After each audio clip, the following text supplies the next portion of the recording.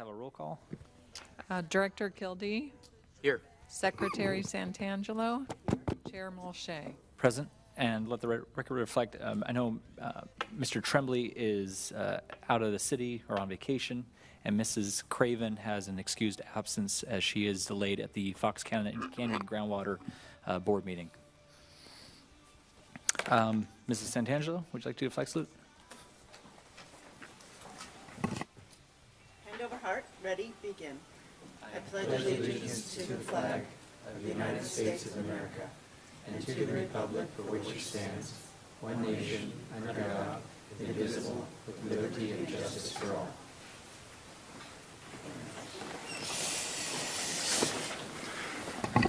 Okay. Do we have any amendments to the agenda? No amendments? Do we have any public comments? No, would anyone like to speak before the Camarillo Sanitary District? Seeing none come forward, we're going to move on to the consent calendar. I'll move the approval. Second. I have a motion and a second. Please vote. That passes 3-2, or 3 with 2 absences, 1 of those excused.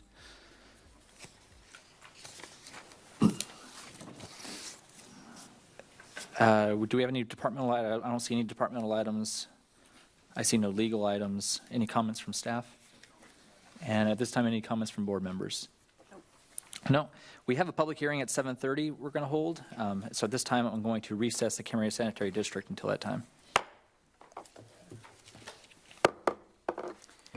All right, I'd like to call the regular city council meeting for June 26 to order, and let the record reflect that 3 members are here, 2 members are not here. Mrs. Craven's at another meeting, and Mr. Tremblay has a family commitment.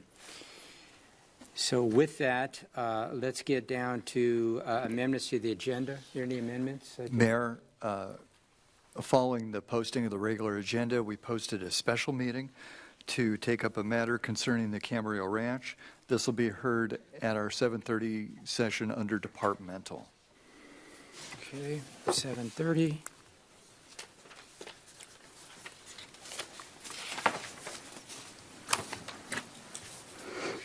All righty. We don't have any presentation. That gets us down to the consent calendar. I'll move the approval. And I will second. There's a motion and a second. Any further discussion? Hear none, please vote. That passes 3-0 with 2 absences. All right, that gets us down to item 4. It's the City Council, and the first one is Policy 7.05. Do you have a staff report on that? Yes, thank you, Mayor Kildee. So back on May 22nd of 2019, we held a study session with the City Council where we considered extending the opportunity for outdoor sidewalk sales and displays of merchandise and broadening that from Friday afternoon to a Wednesday afternoon. With the concurrence following that discussion to move forward and send it to Policy Committee, we did that, and that was held on June 12th. And the Policy Committee reviewed the expansion to allow outdoor sales and displays starting on Wednesday afternoons, and that is the recommendation before you this evening. It's attached to the agenda report and underline and strikeout, and we want to bring this forward to the full council for consideration and adoption. That concludes my presentation. Any questions for Mr. Vaca at this time? Okay. So will of the council? Move the approval to adopt amendment to policy 7.05 sidewalk sales and displays. Thank you. And I will second. Okay, there is a motion and a second. Any further discussion? Hearing none, please vote. That passes 3 yes and 2 absences. Okay, so that gets us down to the Citizens Appointment Committee recommendation. Do we have a staff report on that? Yes, so this is a recommendation from the Citizen Appointment Committee to fill vacancies on 2 boards. The one is the Camarillo Ranch Foundation Board. in order to make sure that the board meets the minimum membership requirement of 12 as set forth in the bylaws, we do need to go ahead and appoint people to fill already unscheduled vacancies, and then some regular vacancies that would occur in June. And these appointments as recommended, it says 4, there are 5 appointments because we had a resignation that we've added to the list. These appointments as recommended would bring the membership back up to its functioning 12, leaving 3 vacancies that once we get through the whole process of seeing what happens with the ranch board, hopefully we'll be transferring the appointments to the board, and that will leave them with 3 positions that they could go ahead and fill once the bylaws are amended. So we're filling the unexpired terms and then making appointments for 2 full terms, and there was an error in that too. The full terms are 3 years, so the expiration date is correct for June 2022. So the full terms are for 3 years. Yes. Okay. The second one is to fill the Ventura County Area Agency on Aging position. And that position's a little unique. The applications are actually forwarded to the Camarillo Council on Aging, and they interview the applicants and make a recommendation. So they have presented this recommendation to appoint John Gardner, and staff's recommendation would be to confirm the appointments as recommended. And then I would defer to the Citizen Appointment Committee if they have any additional input on the recommendations. I'd just like to thank everybody that came in for an interview. A lot of people were on vacation, but we really appreciate the interest in wanting to serve the city. So there were a lot of interesting people, and I'm sorry we didn't get to meet everybody. Any other questions? I do have a blue card for Barbara Williams. Let me make sure I have the microphone on Barbara. Yes. Yes, it is on.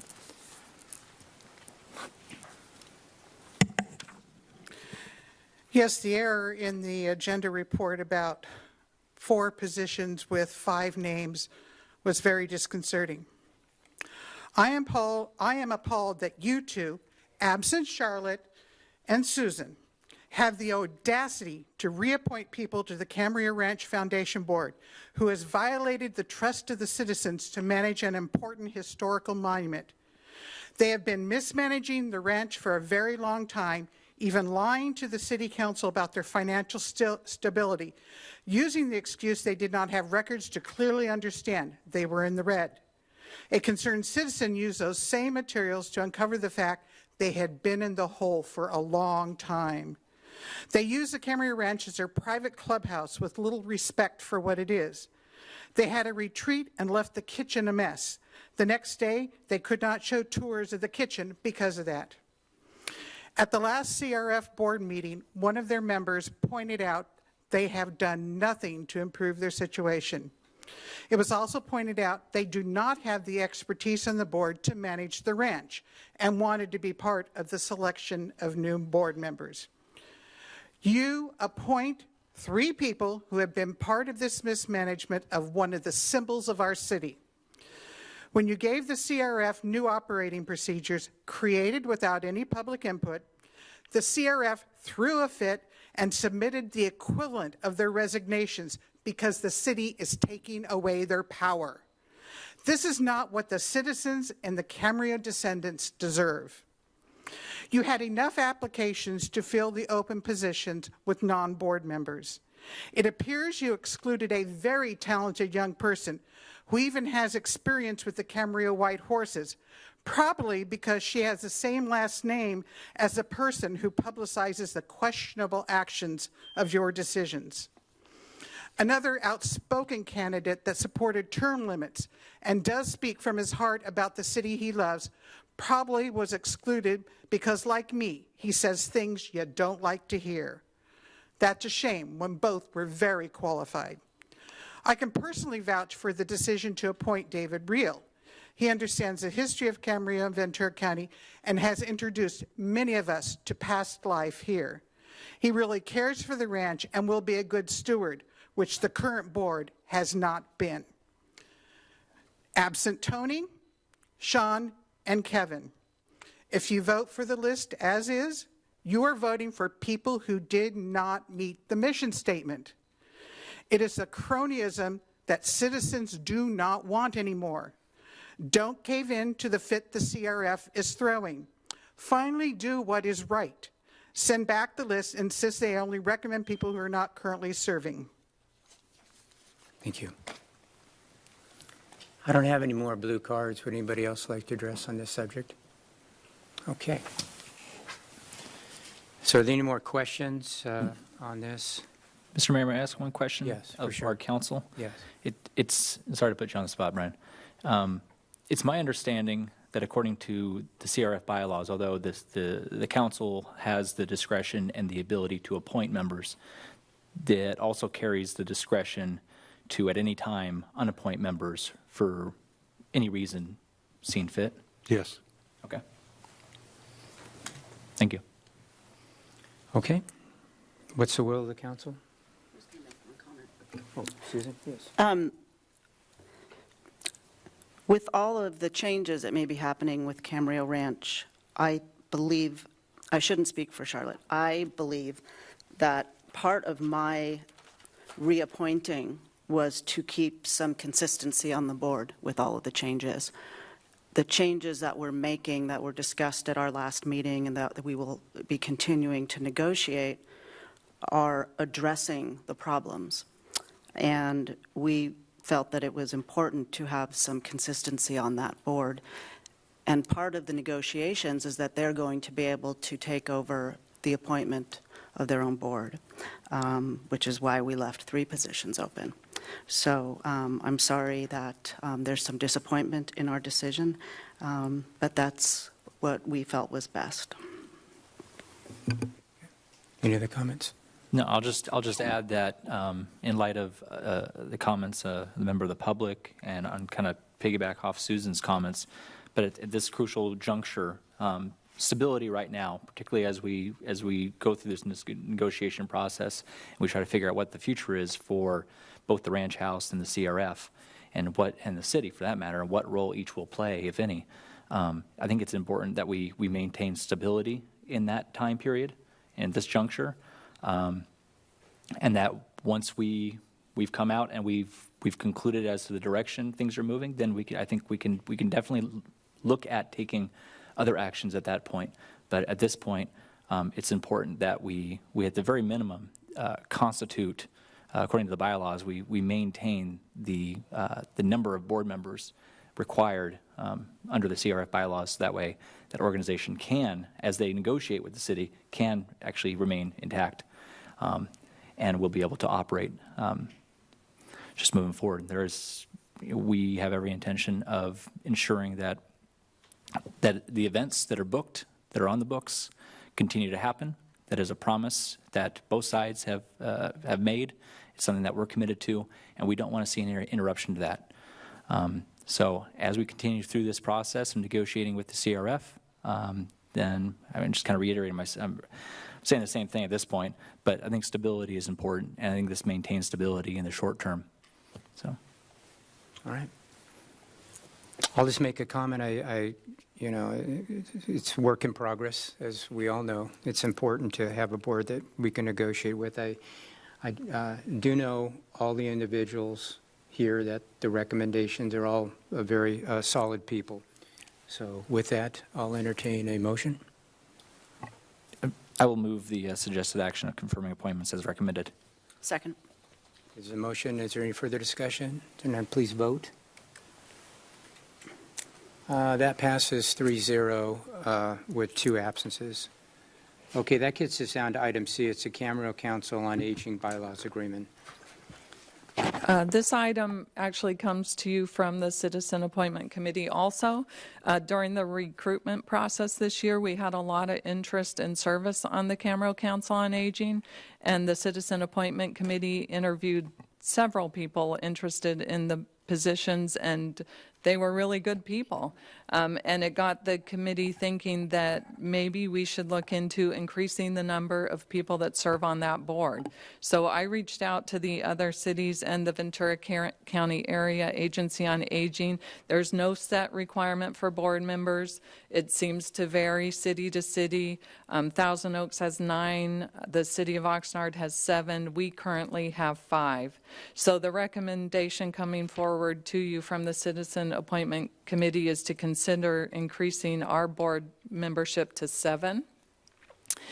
Basically just to increase the community participation on the board as our senior population continues to grow, give them opportunities to become engaged and more creative ideas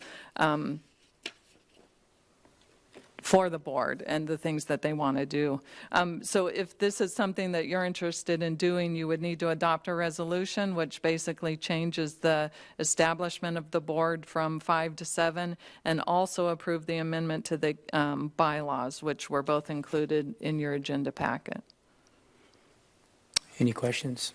I have a question. Jeffrey, yes, so we're pretty well committed that, we had a really, a lot of interest this time, but the trend has been that there's more and more people that are interested in this. So if we do expand this, we have every intention of getting enough applicants to fill these positions. I think so, and the thought is the more people that are active on the board, the more people that will be interested in the board. So hopefully, like, you tell 2 friends and they tell 2 friends, and so we're hoping that it kind of starts to feed itself.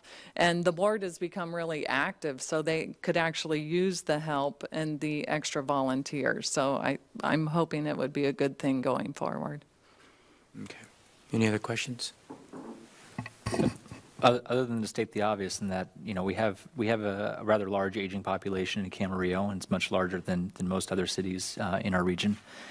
And the fact that we have a large contingent of individuals who, like throughout the whole United States, that are now entering into retirement, the baby boomer generation, as they have been, and that's only going to that's going to hit its peak here. So I have no qualms or concerns with this. I think by adding 2 more members and gives them a little bit more leverage and a little bit more workability. Yeah, so good. It was a difficult decision because we reappointed the members there because they're doing such great work, but we had other people apply that were so vibrant and energized that we just felt that, why shouldn't we appoint more people? So kind of felt like a no-brainer. Well, it's good that there's a lot of interest. That's a real positive. Okay, so I'll move that we adopt a resolution and approve the amended Camarillo Council on Aging bylaws, increasing the number of members on the executive board to 7. And I'll second. Any further discussion? Please vote. That passes 3 yes and 2 absences. Okay. Let's get down to Public Works. Mr. Klotzel, would you like to lead us in that, please? Yes, thank you. First item is to consider an amendment to an existing agreement with Philippine Engineering Incorporated for capital improvement project management services. The original agreement in place was approved by Council on June 14th, 2017 for project management services for capital improvement projects, mainly due to the increased project workload for Camarillo corridor funded projects. On March 28th of 2018, City Council approved a first amendment to the agreement for additional services by Philippine for various capital projects, including the Conference Center Drain Project. Additional work by Philippine is now required for project management services on the Conference Center Drain and Anacapa Storm Drain Repair projects. Staff recommends a second amendment to the agreement for these services in an amount not to exceed $60,000 through January 31st, 2020. And that concludes my report. I'd be happy to answer any questions. Any questions on this one? Ms. Santangelo? Was the additional work needed on the Conference Center drain because of the whole unique issue with the sizing of the drain? No, not related to that. That work is wrapping up, and this is for continued work. Part of the agreement that the city's under with the developer is for additional public improvements, including the undergrounding of the overhead electrical lines that cross the property, and also some drive aisle improvements on the north side of the property within city right-of-way.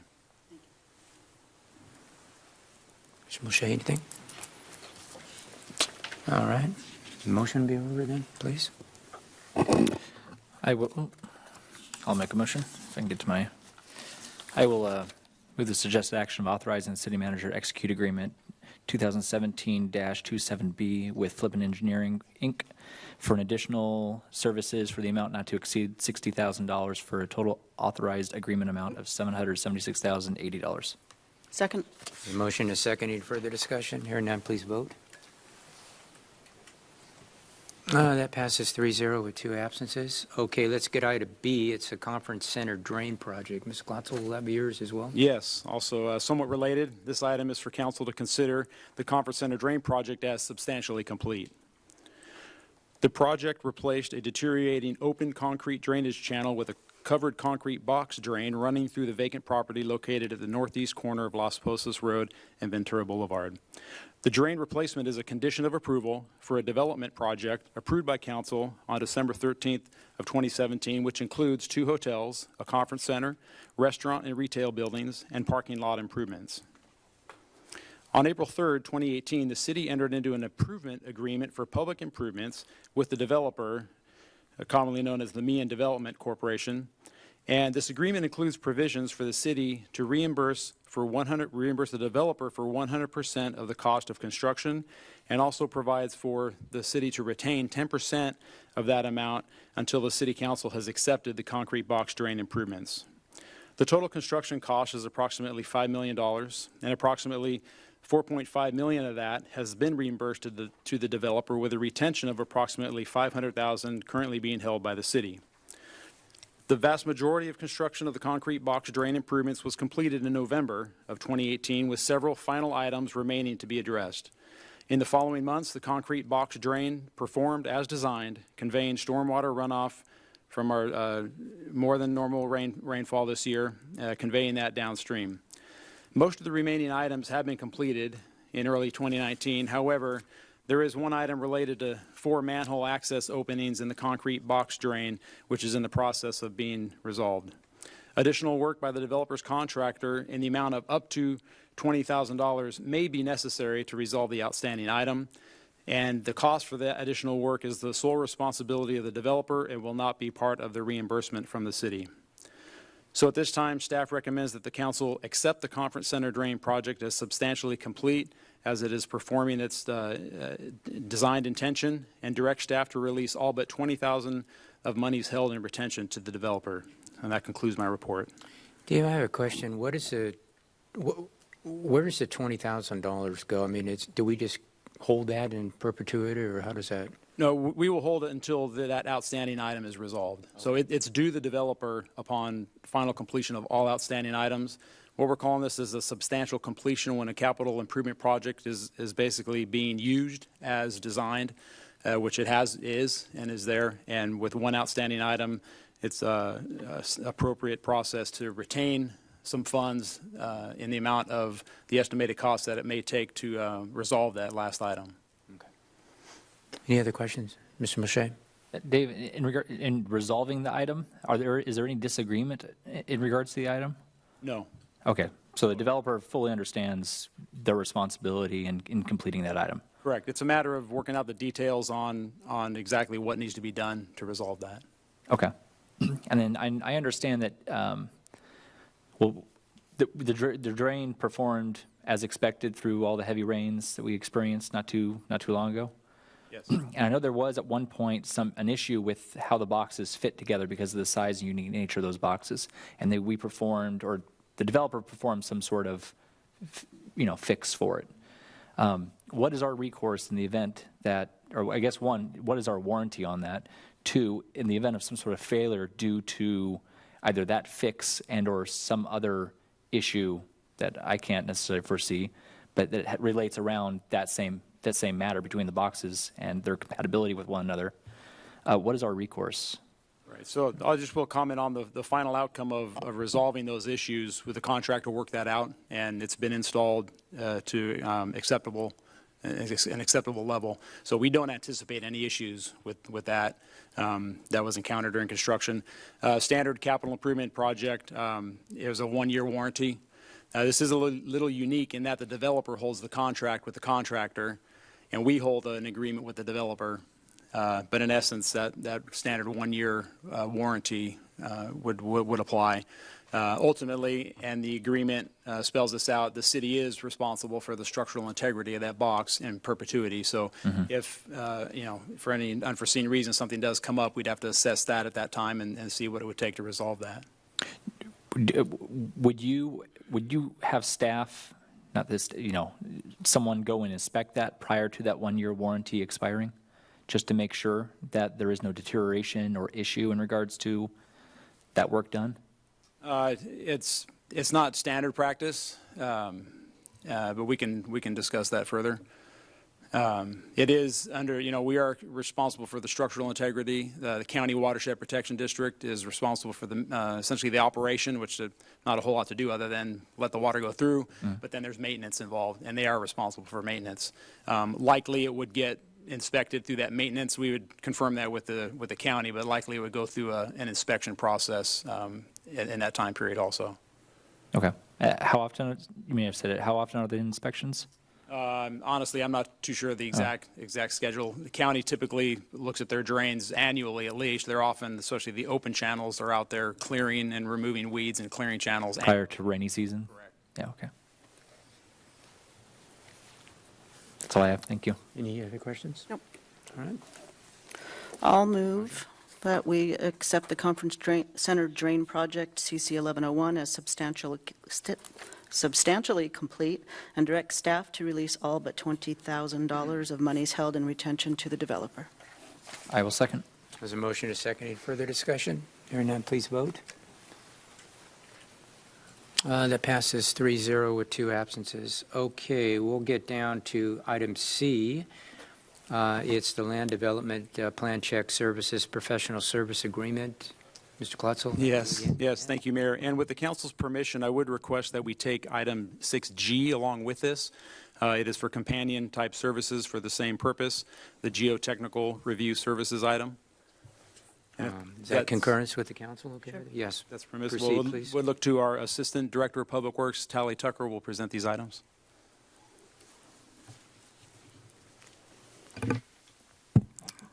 Hopefully that's loud enough. Hi. Good evening, Honorable Mayor and council members.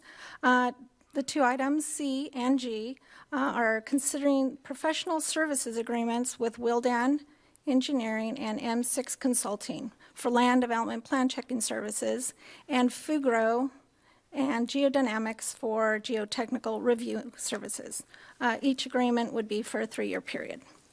Currently, Wildan provides land development plan checking services for the city, and Fugro and Geodynamics provide the geotechnical review services. On November 14th of 2018, last year, Council authorized the issuance of a request for proposals for land development plan checking and geotechnical review services, with staff to return with a recommendation to authorize 3-year term professional services agreements beginning fiscal year 2019-20, which will be July 1st. Land development plan checking and geotechnical review services are provided by consultants to facilitate the review and approval of land development projects. And it's important to note that these services may only be performed by firms which are not currently providing land development services for private development in the city. Based on this criteria, we did put the proposals out. We sent letters to those who have done it before, and we put it on the website, and did get some proposals back. Based on that criteria that I just read, though, Wildan, M6, Fugro, and Geodynamics submitted proposals. No other firms, but these 4 submitted proposals. Staff reviewed all the proposals. We conducted interviews, and based on the interviews, all 4 firms were found to be qualified. Therefore, for item C, staff recommends that professional services agreement with Willdan in an amount not to exceed, excuse me, $459,000, and also an agreement with M6 for a 3-year term in an amount not to exceed $51,000. For item, I don't know if you want to take one item at a time at this point, or I'll just finish. And then item G, to recommend, we'd like to recommend Fugro for a 3-year term in an amount not to exceed $30,000, and we recommend Geodynamics for a 3-year term not to exceed $90,000. Well, I'm here for any questions. We have representatives actually from each of the 4 firms if you have questions. So how can I help? Any questions of Tally at this point? Mr. Mulchay? How does this compare to the last agreement we've had with either these or contractors for similar services? Are we seeing a steady rise in these contracted costs? In the costs? No, they're pretty steady as far as the firms that we already have working for us and their new amounts. In fact, some of them reduce it a little bit because we're a long-term client. So I know for some agencies, they have lower costs than if they were providing different services that you see in your packet. They provide their whole list of services, but we're only looking for those the reviewing costs. So there's probably just only 2 or 3 out of that huge list of services they provide that we'll be contracting for. And I know that even in the city's budget for next fiscal year, we're anticipating a kind of a ramp down in terms of development around the city. Do we anticipate, is that somehow reflected in these proposals?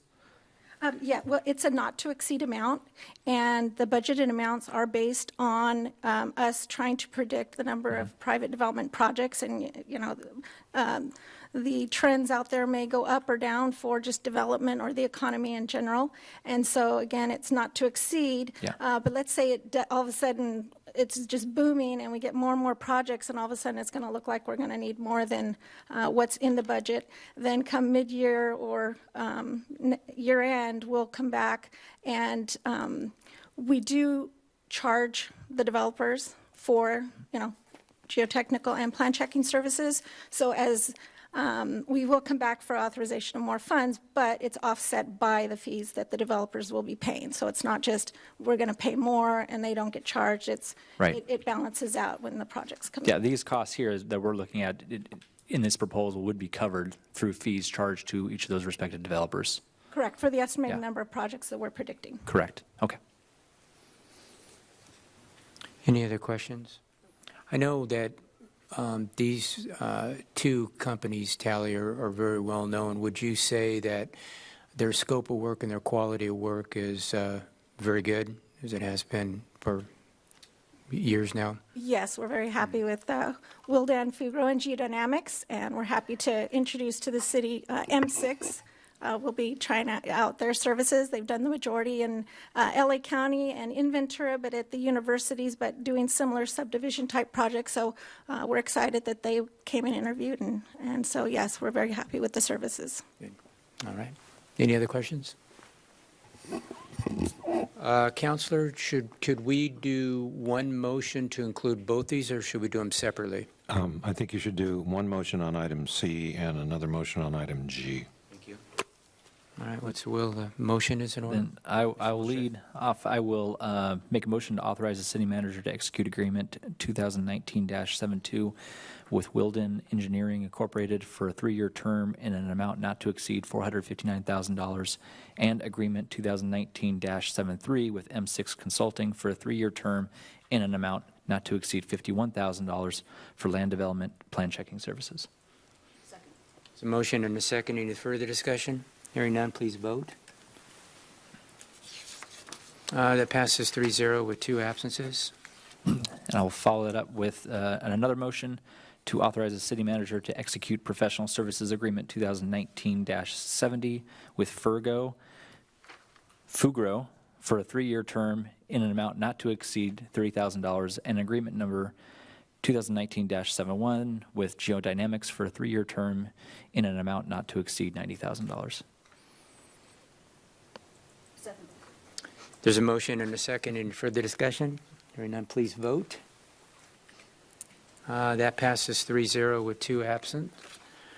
Okay, that gets us down to item D, which is the landscape maintenance services, reject all bids and resolicit. Do we have a staff report on that? Mr. Klutzel, is that you again? Yes, thank you, Mayor. This item is to consider rejecting all bids received and resolicit bids for the landscape service areas 1, 2, 3, 4, and 5 maintenance contract.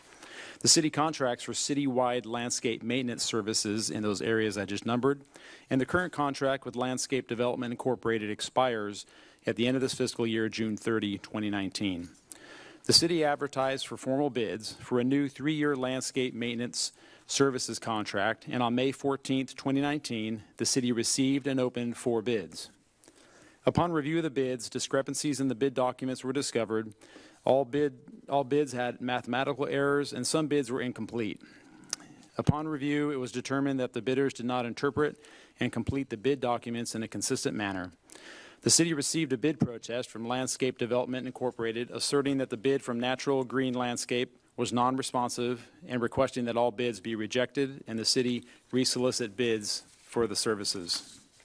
Staff recommends rejecting all bids received and resoliciting the landscape services for areas 1, 2, 3, 4, and 5 maintenance contract for formal bids. The bid documents have been revised to clarify the bidding requirements, and a pre-bid meeting will be scheduled, as was conducted before, with all bidders to review the bid documents and answer their questions. Staff will then review all bids submitted and will return to the City Council with a recommendation to award a contract for these services. Since that won't be complete until after June 30 of this year, staff is recommending an extension through an amendment to the current landscape maintenance services contract with Landscape Development Incorporated to provide month-to-month services for up to 6 months through December 31, 2019 for a not-to-exceed amount of $758,001.17, and that includes a consumer price index adjustment from their current contract as provided in the contract. This is for potentially up to 6 months, but only on as needed. When we enter into a contract for the new services, the existing contract would terminate, so there'd be no duplicate or overlap of contracts or costs there. Now, that concludes my report, and I'd be happy to answer any questions. Any questions at this time? Mr. Molshay? Dave, was there a common theme in the inconsistencies or the reasons that their bids were non-complete? Was it a communication thing? Were they all not clear on some sort of instruction, or what? It was consistently inconsistent. So that's what made it difficult to clarify 1 or 2 things and move forward. There was enough inconsistency with how things were interpreted, and there was some wording in that could stand some improvement, which we are implementing before we go out to bid again. So yeah, it was really tough to put a finger on exactly 1 or 2 main things. I know that for many projects, prior to bidding, the city holds some sort of pre-bid meeting. So anyone who's interested comes, signs, they get all the information, they can ask all the questions, and then they go off and come back with a bid. We did that in this instance, right? That's correct. We did, and you're correct. That is standard that we do for these types of contracts, and we did hold one of those. These 4 bidders showed up and went through the project, answered questions that were at hand at the time. So yeah, we did follow that, and we will do that again. Of these 4 these 4 bidders constitute the only ones who attended that meeting or who showed interest, or are there additional prospective bidders? There may have been 1 or 2 more, but I believe it was just these 4.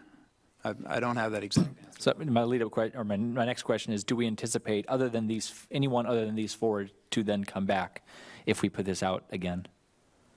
And again, back to the bidding climate and the contracting climate out there, it's hard to tell. It's hard to say.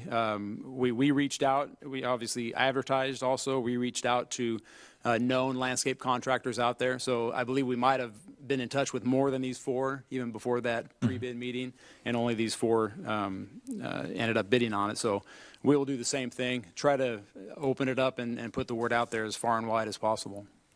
And in your opinion, did any of these discrepancies that throughout any of these bids, do you think they caused a potential inflation of any of these bids? No. Or if anything, were there more omissions and/or things that were not included? Yeah, probably more the latter. On one of them was identifying and the requirements for the level of service of number of people expected or required, and so there was some differing interpretation of that. So that could have had an effect. Okay. Santandra, anything? Dave, these, the costs are essentially the same as what we were paying before, just with the CPI adjustment? Oh, for the extension? Yeah. Yes, correct. Yep. Yeah. That's all. Yeah, Dave, so to talk a little bit more about this, what are we, obviously we're looking for some cleaned up language in, the solicitation of the bid, but we're somewhat hopeful that perhaps more than these bidders here might be motivated to make a bid as well. But as far as the cost on that, we're pretty much in concurrence with about where the cost is going to be for these services. Is that a fair assessment? Correct. Between the four bidders, there is a significant difference in the costs there. And again, that comes down to a contractor's decision, a business decision on how to bid and the cost. We do take a look at that in review of the bids. If there's something that seems just out of place low, that could be cause for further review. Do you look for the numbers to be somewhat contiguous with these numbers when we? Correct, yes. Okay. All right, any other questions? Motion's in order then? I will move that we reject all bids received and authorize staff to resolicit bids for the landscape services areas 1, 2, 3, and 4 and 5 maintenance contract, and authorize the city manager to execute agreement number 2014-82H with Landscape Development, Inc. to provide month-to-month landscape maintenance services for up to 6 months for a not-to-exceed amount of $758,001.17. I will second. All right, there's a motion, a second. Any further discussion? Hearing none, please vote. That passes 3-0 with 2 absences. That gets us down to item E. It's the Camaro Transit Vehicles. Mr. Klutzel, is that you again? Yes. Okay. 2 more to go. This item is to consider authorization of a purchase order to AZ Bus Sales to purchase 2 Camarillo area transit vehicles. Each year, the city programs the purchase of needed replacement transit vehicles through the Ventura County Transportation Commission program of projects. The purchase cost for these vehicles is approved by the Federal Transit Administration, or FTA, for 80% reimbursement in FTA funds that the city receives on a reimbursement basis. The next scheduled purchase is for 1 minivan and 1 cutaway shuttle bus, which will replace vehicles that are scheduled to be retired and removed from the fleet. These vehicles include a 4-passenger Braun Entervan minivan at a cost of almost $51,000, and that van can accommodate 1 wheelchair passenger and 3 ambulatory passengers in a variety of configurations of seating. The other vehicle is an Arbach SOM 16-passenger cutaway shuttle bus at a cost of just under $164,000. So a total cost of right around $215,000, and of that 80% or $172,000 will be reimbursed through FTA funds, and $43,000 or 20% would come from the general fund as budgeted. And that concludes my report, and be happy to answer any questions. Any questions on this? Susan? Santangelo? We received a comment or a suggestion to, instead of buying the large shuttle bus, to buy 3 additional, the smaller ones, with the idea being that the dial-a-ride is more desired. And I'm wondering if you could talk a little bit about the fact, well, it would be much more expensive to operate that many more dial-a-rides in comparison to having both vehicles. Correct. Our mixture of vehicles in the fleet is designed around achieving the optimum, rides per hour, essentially. And the more you can combine, the better.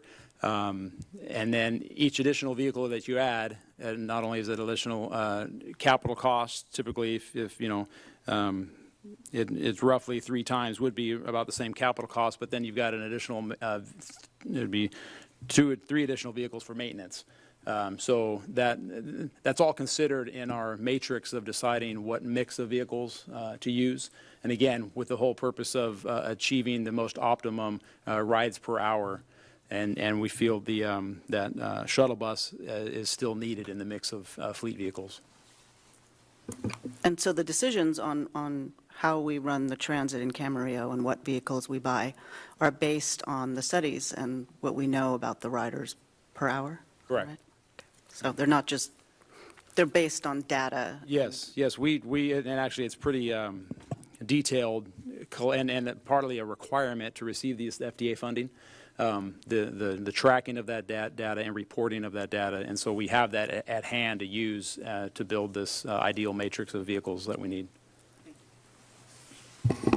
John, anything additional, Shay? Dave, so the Braun Intervan and the Arbach SOM, these are each being, we'd purchase each of these in order to replace the equivalent vehicle. Is that right? Correct. Is that what we're proposing? Correct. And what is the lifespan or the anticipated lifespan of these? These exact vehicles that we're retiring, I'm not sure the exact lifespan, but it's typically between 5 and 7 years is the lifespan. And do you know approximately how many miles each of these we charge up each of these vehicles on either a monthly or annual basis? I don't have that detailed information. Okay.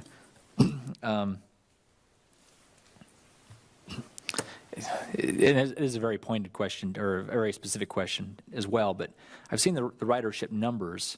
What I don't understand is, of the riders that we service per day, or even per hour, I don't know how that corresponds to the number of vehicles we have out and what the occupancy of those respective vehicles are. So as to say, maybe we're doing 30 riders a day. I'm just throwing out a hypothetical. If we're doing 30 riders a day, but we have that's shared between 2 Arbach SOMs and a Intervan, and it's kind of evenly spread out throughout the day, then we don't have a large, we have a high vacancy, say, in each of those respective vehicles, because neither of them is overpopulated. Do we get in a situation to where the Arbach SOM, where it's more than half full at any given point during a route or a day? As far as specific numbers on that, on if that ever happens where it's more than half full, I mean, I would venture to say that it does occur. It's very dynamic. That there isn't necessarily a real consistent pattern on daily ridership.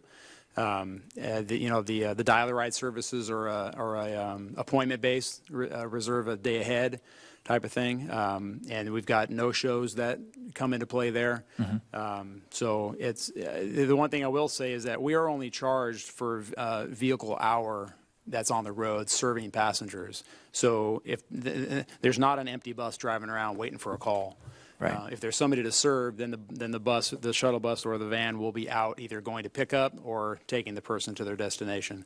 So except for the fixed route, there may be times when there's very few people on that, but the other vehicles, especially for our dial-a-ride, are only out there serving passengers when there's rides to be had. Our contract with our operator also has standard performance standards of rides per hour. Mm-hmm. And when we've been able to meet that, I believe it's four rides per hour, and then it's up to them to schedule and decide which vehicles to use, again, to maximize the efficiency of ride times and decrease wait times. Mm-hmm. So that's really their responsibility to decide how many vehicles they're going to have out at any one time. What does our fleet consist of right now? Not counting these 2 proposed new ones, but just... I don't have those exact numbers for you either right now. Do you know approximately of our fleet, if it is, say, 9 or 10 vehicles, how many we're using at any one point in time? Like how many we may actually have dispatched simultaneously throughout any given day? Right. Again, it's going to vary. Right. So, I mean, we have a fixed route that's out there doing that route all the time, and then there's likely 2 or 3 other vehicles out at any one given point in time, or maybe more if the ridership demand is there. Again, with the dial-a-ride being call up, make an appointment, that can vary widely throughout the day and throughout the week. I know my anecdotal experience is many times I do see those large cat buses, or I call the dial-a-ride buses. Those are the ARBOC vehicles. And I usually only see like one. It's hard to see in, but I usually only see like one person. You know, I don't usually see a large contingency of individuals riding those at any one time. And I'm not quite, you know, I'm really interested in the utilization of the vehicles of our current fleet as well. I would assume that, you know, if it was, if we needed to be more agile and be more in more places simultaneously, that utilizing cheaper, smaller Braun vans would be a greater utilization than one large ARBOC if, you know, unless we have a large pickup. I don't know if we need to pick up 7 people at once or something like that. Well, depending on how the rides get scheduled, there could be 7 people that have scheduled rides that the operator decides to again, for efficiency of number of rides per hour, combine those 7 people into that shuttle bus and the cutaway bus and utilize that, even if they're not going to the exact same place. But routing the rides accordingly to get as many people on the bus as possible at any given time. You know, you get a few people in a minivan, and if one's a wheelchair, you're limited to the total number you can accommodate there. So it's really, this mix of vehicles is to give as much flexibility and efficiency as possible to based on our ridership and our numbers. Okay. Anything else? That's it for questions.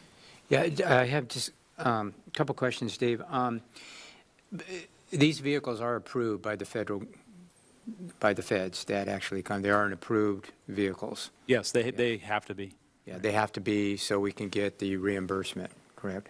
Correct. Yeah. And has there ever been any talk about maybe cleaner burning fuels?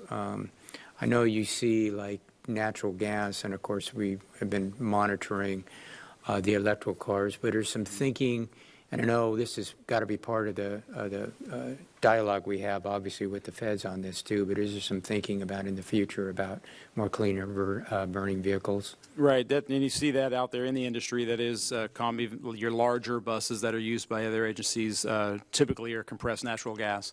And for us, our fleet size, our vehicle size, for a cost basis, it doesn't pan out at this point to incorporate that. And then also there's fueling. You've got to be able to be set up to fuel those types of vehicles. I know some of the other cities have the higher speed, higher volume refueling for the alternate fuels, electrical included.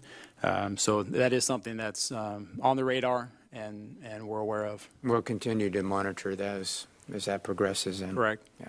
Okay. Any other questions? Just have one comment. Sure. Is it Please appropriate to do proceed. it now? Okay.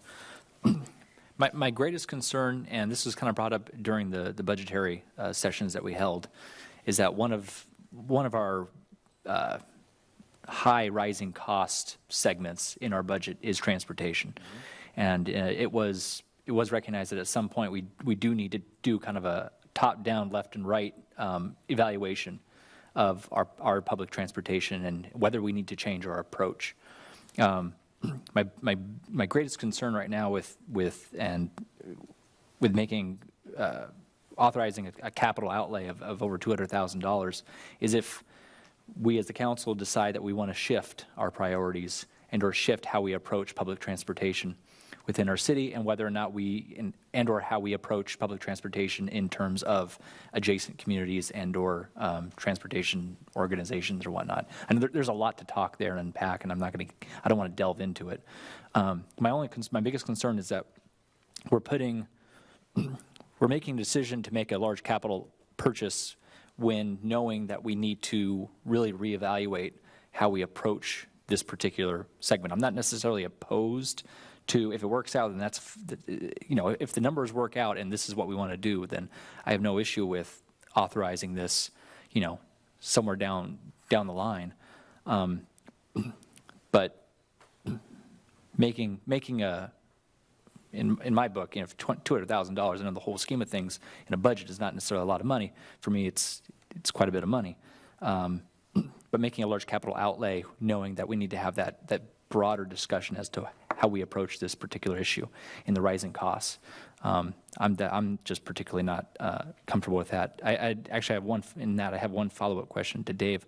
And I'm wondering, what is the actual state of the two vehicles that we're looking to replace?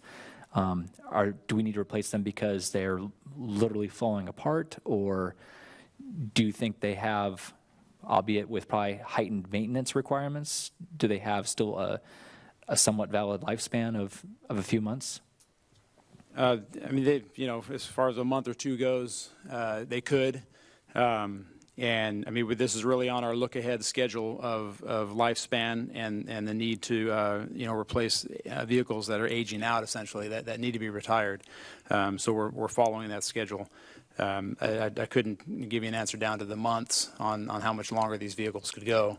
But we're, and this is planning ahead where the delivery of these vehicles, actually, it takes nearly a year to get delivered, believe it or not, by the time we issue a purchase order, to get that order in and to take delivery of them. It does take some time to get that. So, we do need to plan ahead. Mm-hmm. So it's largely on a planned, scheduled basis on typical lifespan, years of service. So that's where we've brought this forward now with that need. So the replacement for these vehicles is based on, it's more based on a schedule, just a predetermined schedule of rotation of vehicles, put out to pasture the aging vehicles and bring the new ones in, more than, say, immediate need and or maintenance, the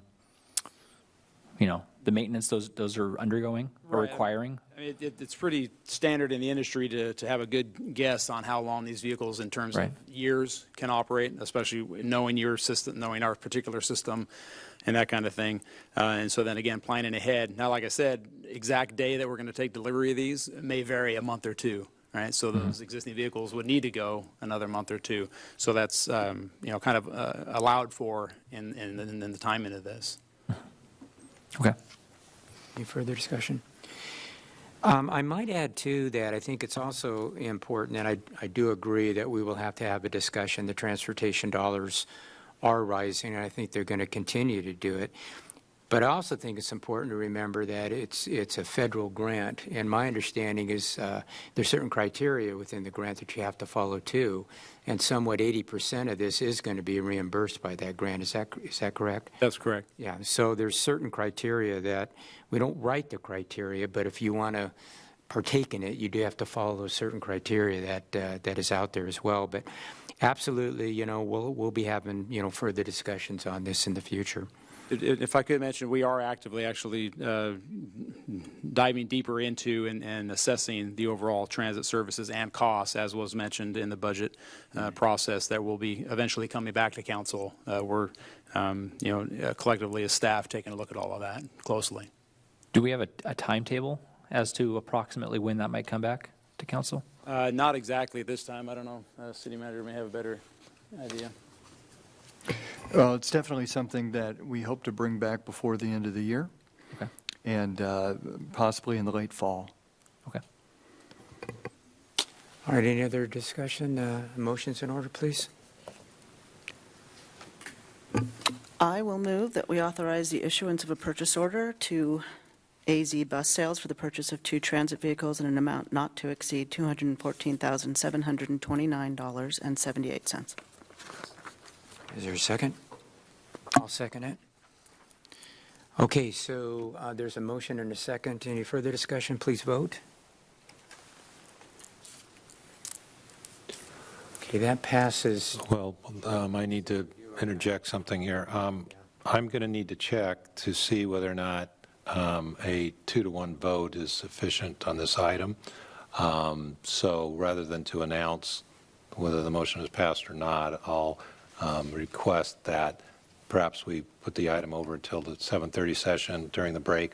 I'm going to check the code to see what it says about when you're spending money, if you can do this on a 2-to-1 vote or not. Okay, yeah, I think that's reasonable. Okay, so we'll table this one at this particular point. Let's get down to The Stormwater Administration and Technical Services Agreement, do we have a staff report on that? Yes, thank you, Mayor. This item is to consider an amendment to Professional Services Agreement number 2014-73 with Charles Abbott Associates Incorporated, or CAA, for stormwater administrative inspection and technical services.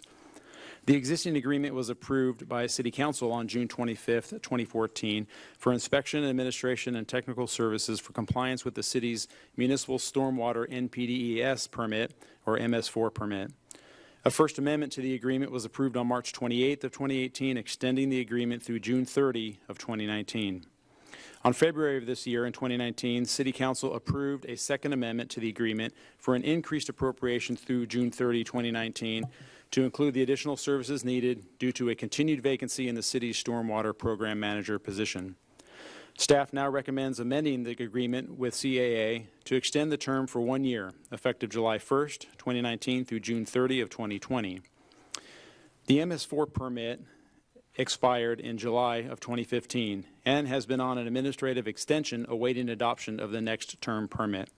Staff is hopeful that the next term MS4 permit will be adopted during the next fiscal year, 1920, at which time a different level or type of service may be required for the city's stormwater services. The proposed third amendment to the agreement provides for CAA to completely implement the city's stormwater program services. CAA submitted a proposal to provide the services of a stormwater program manager, as well as the services for administrative support and stormwater inspection. Staff recommends this amendment, which will allow for continued compliance with the current MS4 permit and provides the Public Works Department the opportunity to evaluate service levels and staffing needs based on a new term permit to determine whether outsourcing these tasks is more cost-effective and efficient for city operations, or if operations are better served by maintaining an internal operation. After a full assessment in the coming year, a future recommendation will be prepared for the next 2-year budget for fiscal years 2020-21 and 2021-22. Staff will then solicit proposals in the future for stormwater services should the recommendation be to continue contracting for these services.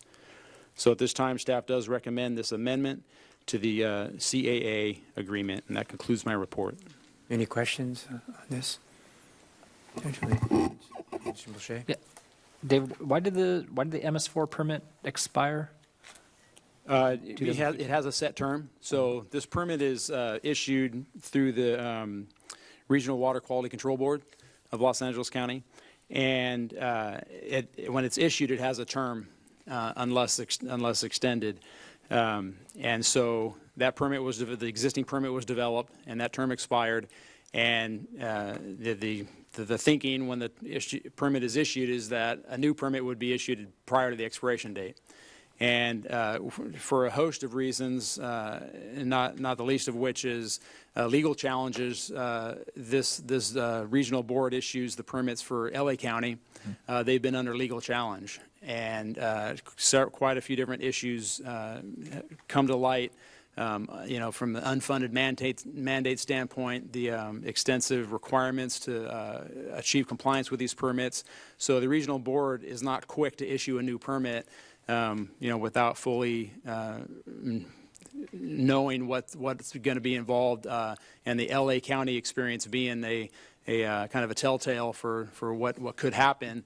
They have not issued a new permit for Ventura County. So they've basically extended our existing. And what we've heard is some of the legal issues have been settled and working out in LA County. And it appears the board is going to be issuing a new draft permit. As we said the same thing last year, though, at this time, expecting that same thing. So really it remains to be seen on how the board's going to move forward and issue a permit or not. So it's due to legal challenges, they weren't in a position legally to issue permits? I'm not necessarily certain if it's actually legally, but just in given that environment or the situation that, Okay. That part of their decision, the board's decision on whether to act or not with a new permit coming out. Got it, okay. Any other questions? And so that's why we've had our position on hold? No. So our position has been vacant due to a retirement. And we actually recruited to fill that position, and we're not able to fill that position. And so that was where the last action council took on this amending the agreement, was to continue to retain Charles Abbott to fill that role. Any other comments, Mr. Shea? When it comes to recruitment in general, but maybe more specific to this one, were we not able to find a candidate that we deemed qualified enough to fill that role, or what was? I'm sure we had candidates. Sure. No, right? we had qualified candidates. It really came down to their choice whether they were going to accept the position or not. So, no, there's not a, through that process, we did receive qualified applications for qualified candidates. Okay, so it's not because of a lack of qualified candidates, but it's them choosing whether or not they want to accept an offer and or where they're all going. Correct. Okay. Any other questions? Motions in order then, please. I will move that we authorize the city manager to execute agreement number 2014-73E with Charles Abbott Associates, Inc. to provide stormwater administrative and technical services for an amount not to exceed $312,000 for a total authorized expenditure of $1,474,502. And I'll second. There's a motion and a second. Any further discussion? Hearing none, please vote. That passes 3-0 with 2 absences. So that's going to get us down to the closed sessions. If we have time with our study sessions, Counselor, would you like to announce what they would be at this particular point, please?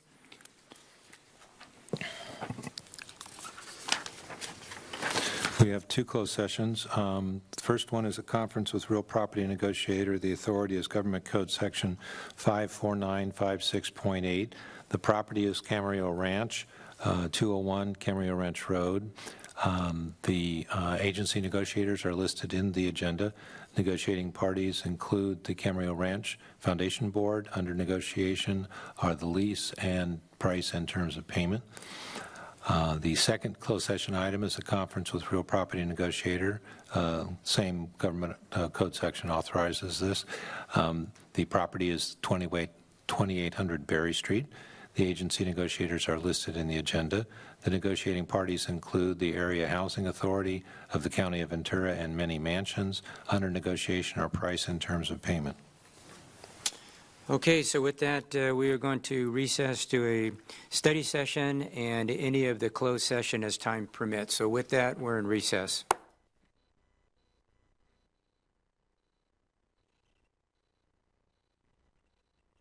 District, and let the record reflect that all board members are present with the exception of Mr. Tremblay, who has a family commitment. We're going to do start in the flag salute, and we have the special presence, or grace with the special presence of Camarillo Boy Scout Troop 260 in the audience. And may I ask them to come up and lead us in the flag salute? Where do you want them to go? Up here or Right here in front of the podium.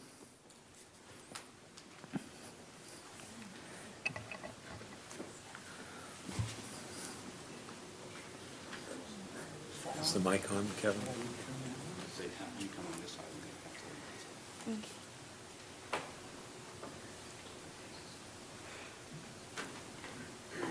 Okay, the audience, please rise. Those in uniform salute. Those not, place your right hand over your heart. Please join me in the Pledge of Allegiance. I pledge allegiance to the flag of the United States of America and to the republic for which it stands, one nation, under God, indivisible, with liberty and justice for all. The audience may be seated. Thank you very much. All right, we have some unfinished business for the Camarillo Sanitary District, so we're going to finish up here, and then the City Council will reconvene shortly thereafter. The one item we had is public hearings. Item A, delinquent utility accounts resolution placing direct assessments on the Ventura County secured property tax roll for fiscal year 2019-2020. Do we have a staff report? Yes, Honorable Chairman and Board of Directors. The action before you tonight is the adoption of a resolution placing direct assessments on the Ventura County secured property tax roll fiscal year 2019-20. consistent with ordinance number 49, which provides the authority for certain delinquent taxes to be placed on the Ventura County Secured Property Tax Roll. Annually, the city will place delinquent accounts and bring those forward to be placed on the tax roll. This is an annual process. Attached to the staff report is the resolution listing the 5 accounts that are being placed on the tax roll. This action is necessary, and after which the city will provide this information to the county by the appropriate deadline, and these property owners have been notified. Every attempt was made to collect these amounts, and after yesterday's deadline, these amounts remain outstanding. I'm available to answer any questions you may have. Does the board have any questions of staff? I was just curious, did we start out with more and some of them pay, or is this? Yes, I believe so. Any further questions? In that case, I'm going to open up, this is a public hearing, so I'm going to open up the public hearing. And would anyone like to speak before the Camarillo Sanitary District on this public hearing item? Seeing no one rush the stage, I'm going to close the public hearing. Move to adopt a resolution authorizing the Camarillo Sanitary District to place the property of owners with delinquent utility accounts, direct assessments on the fiscal year 2019-20 Ventura County Secured Property Tax Roll. Second? I have a motion and a second. Please vote.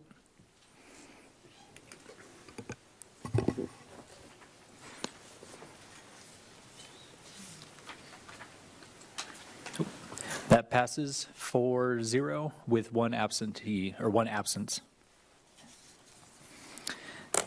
In that case, we've already gone through the rest of the agenda, so at this time I'm going to adjourn the Camarillo Sanitary District.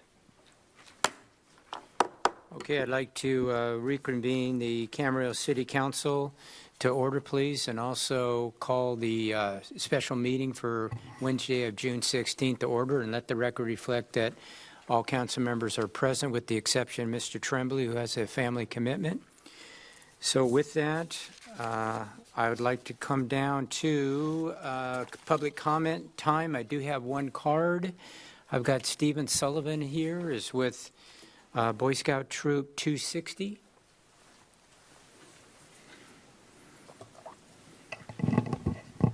Thank you for your time, Mr. Mayor and City Council members. I didn't know that we'd be called upon at the beginning, so I just wanted, my troop is here, a portion of my troop is here to observe how City Council works and how our local government works. And so we've come here to observe how meetings work, and so I wanted them to see what a speaker card was all about, to have somebody come and address the board. And I'm saying things that are not in accordance with the agenda whatsoever, and so you're probably not going to respond back to me. But I was asked by one of my boys, they meet here every week. And so if you guys choose to acknowledge how often you meet, that might be informative to them. I also apologize in advance if we step out before you're concluded, because I only have them for a short amount of time. And so I appreciate your indulgence. I appreciate your time. I appreciate the efforts that you put in on behalf of the community in making tough decisions. I, too, am on a school board, the school board where Mr. Molche once attended school at Mesa Union. And so I know what these council meetings are like, and I know the tremendous amount of reading that you have to do in preparation and all the testimony that you have to listen to. And so I thank you for that. And thank you for letting our boys attend and participate in your meeting tonight. Great. How many are in your, how many scouts do you have in your troop? In our troop proper, we probably have about 20. And so these young men are working on a prerequisite for the Communications Merit Badge and Citizenship in the Community Merit Badge, where they're required to attend either a school board meeting or a city council meeting. Typically, we have them go to school board meeting because that affects them more so than what a city council meeting does. But they're about to head off to scout camp, and some of them are going to be working on those 2 merit badges, and so we need to have them prepared before they get there. That's good. I know that all the council members up here through their years have given several Eagle Scout awards. So Scouts, if you're there and if you have the inclination, and I know it's a very heavy lift, it's a lot of time, it's extremely challenging, but it's worth it at the end. If you could become an Eagle Scout, that's something you carry with you for the rest of your life. So it's a wonderful, wonderful achievement if you're able to do it. And it's always a real humbling experience for us to be there and to present those Eagle Scouts with that award.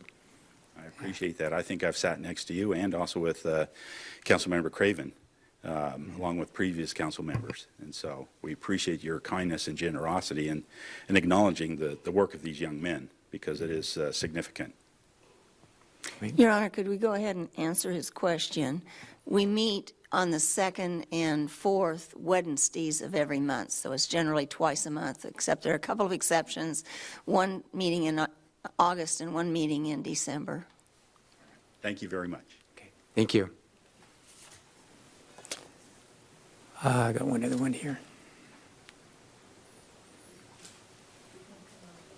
Come on up.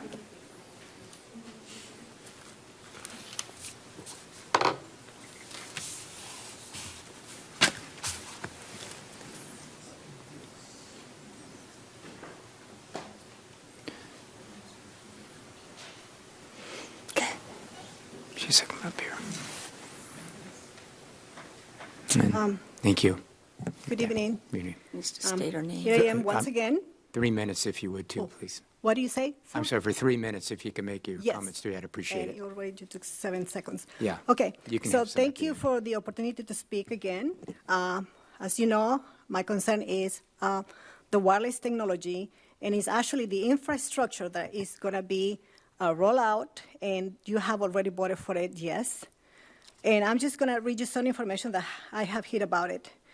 You see, I believe Americans deserve to know what the health effects are. We are flying blind so far as health and safety is concerned, right? The FCC is staffed by former members of the telecommunications industry. They are effectively against adverse health impact lawsuits when the acceptable limits are higher than the limits that show harmful health effects. Now, wireless radiation has biological effects, period. Diabetes is the first epidemic. The closer you live to a cell tower, the higher your blood glucose. So the idea with the small cells of putting the cells closer to people's homes and bedrooms scientifically is very dangerous. The way you create a model of diabetes in rat is in the lab is by exposing them to 2.4 gigahertz. And this is not for a long period of time, but it's just only for a couple of hours of a couple of days. The CDC tracking these epidemics needs to start measuring how much radiation our people are exposed to before we roll the 5G completely.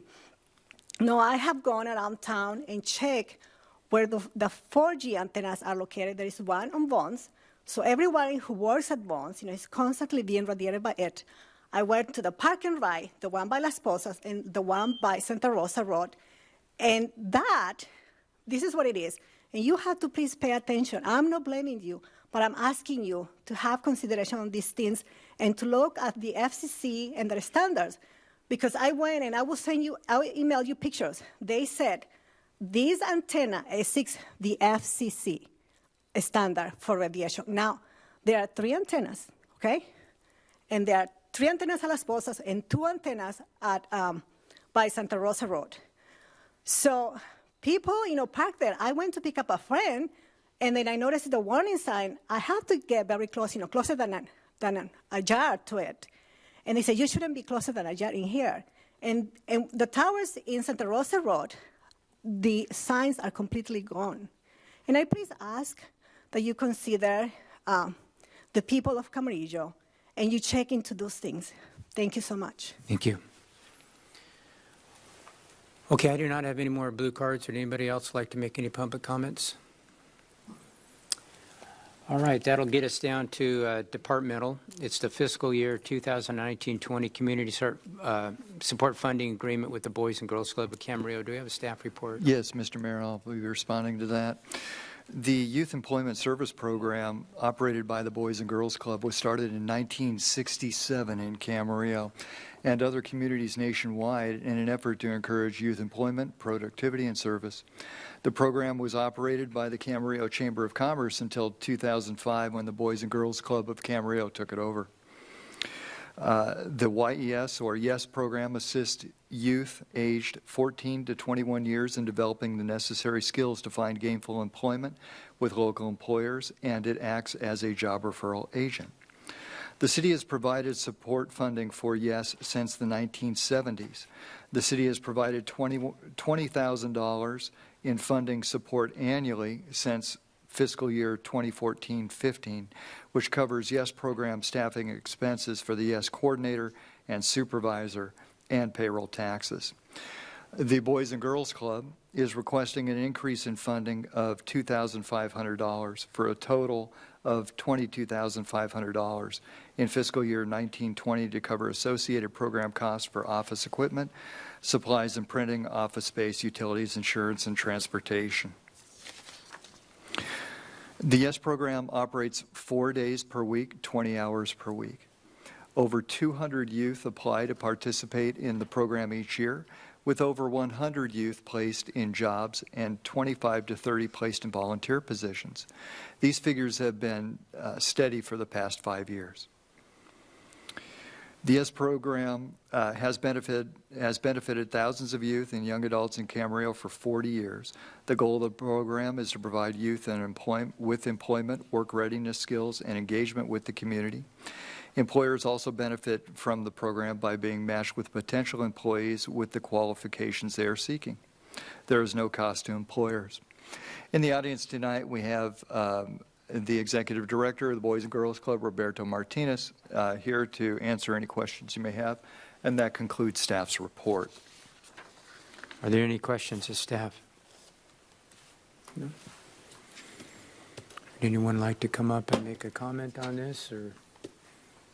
Okay, what's the will? Well, I think this is a good program for children who need to work or want to work. It provides an opportunity to find a job. This has been in existence since the city was 3 years old, and you don't have to be, even homeowners who need help can use it. In the past, I've used it to find different types of help, and I think it's a very good service, so I can certainly support it. And I would move to authorize the city manager to sign the fiscal year 2019-20 Community Support Funding Agreement with the Camarillo Boys and Girls Club in the amount of $22,500 to fund the Youth Employment Service Program. Motion and a second. Is there any further discussion? Please vote. That passes 4-0 with one absence. Okay. And that gets us down to B. It's the Old Town Projects Community Workshop Summary. Do we have a staff report on that? Yes, we do. Thank you. Thank you, Mayor Kildee. We're going to have somewhat of a team approach in presenting this item for you this evening. We're going to start with David Goodell, the consulting architect that's been hired to help facilitate the public outreach and creation of design alternatives for these properties. And following his presentation, which will be an overview of the prior community workshops, we'll then have Bob Burrow, planner with Charles Abbott and Associates, present a summary of the agenda report, and then I'll conclude with staff recommendation. So for now, I'd like to turn it over to our consulting architect, Mr. David Goodell. Good evening, Mayor Kildee, council members. Is there possibly a that would be great. Thank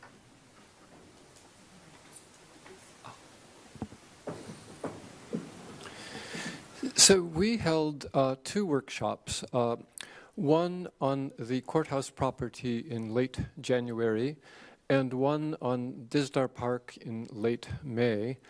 They were both very rich in public input, and there's a lot of data. I'm going to attempt to give you a precise or a concise summary of that data in the next series of images.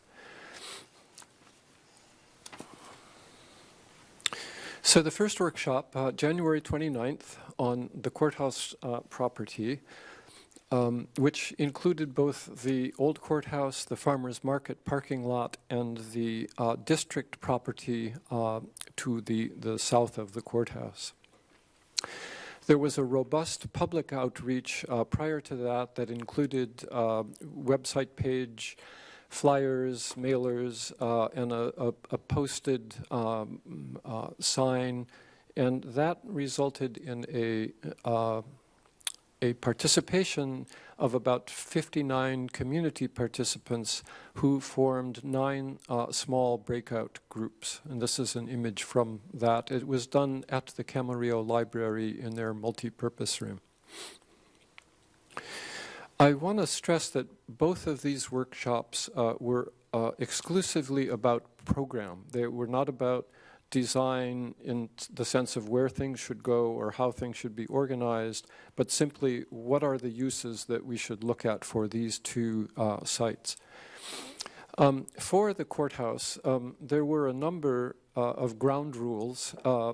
First, the property management plan established that the courthouse could only be a public use, and it really is currently slated to be demolished. The farmers market needs to be retained, and the space also needs to be available for other community events such as the major festival every year.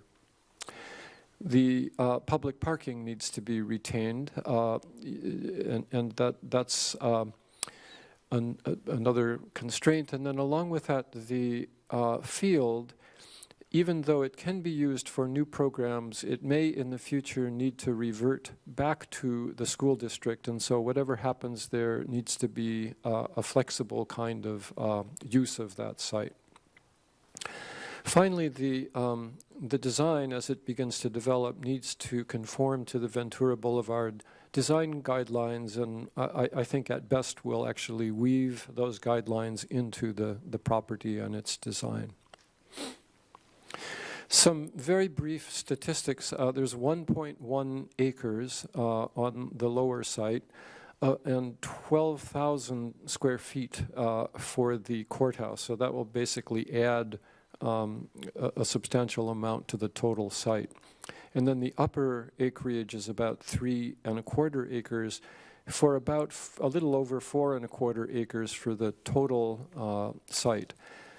One of the things that we see from the upper site, if we walk around on that site, once the courthouse is gone, underneath the ficus trees, there's a really fabulous panoramic view of the mountain range once that building is gone. So we then ponied through a series of teasers, if you will, for potential program uses.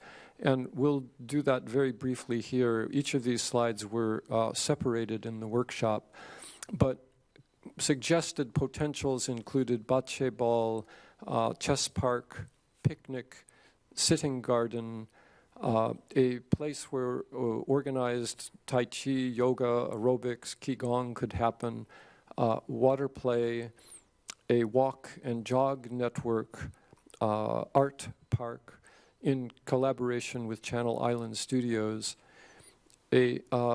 just simply a lawn relaxation place, a place for circuit training, casual lawn sport, and then all of the supportive uses that might go with increased public use, bike parking, trash, casual sitting.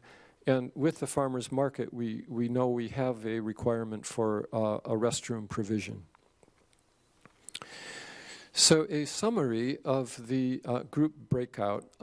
There were 9 tables that were formed, and each table came up with a number of things. They came up with sort of top priorities, with guiding principles, and with likes, dislikes, and what we might call keepers relative to the park space or the courthouse property space.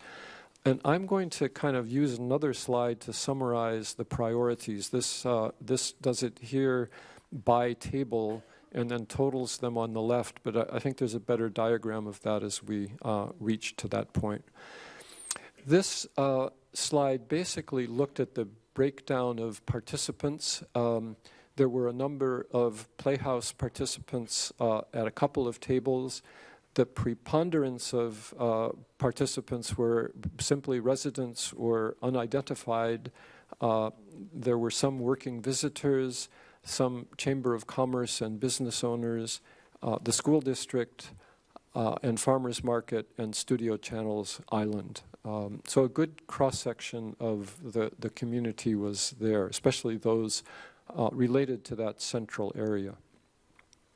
How many were there? 59.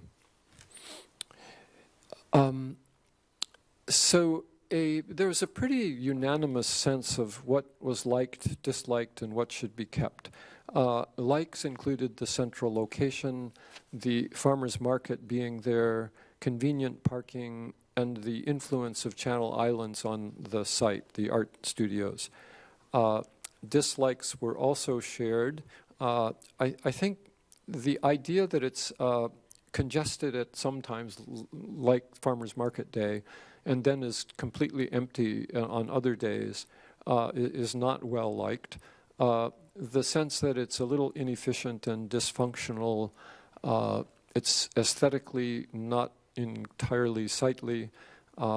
There's poor access to the upper site, not just for the disabled, but for anybody.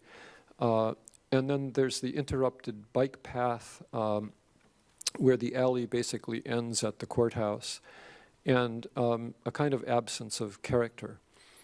The keepers about the site were definitely the line of ficus trees and the grass field, the farmer's market, and the visual openness of the whole site.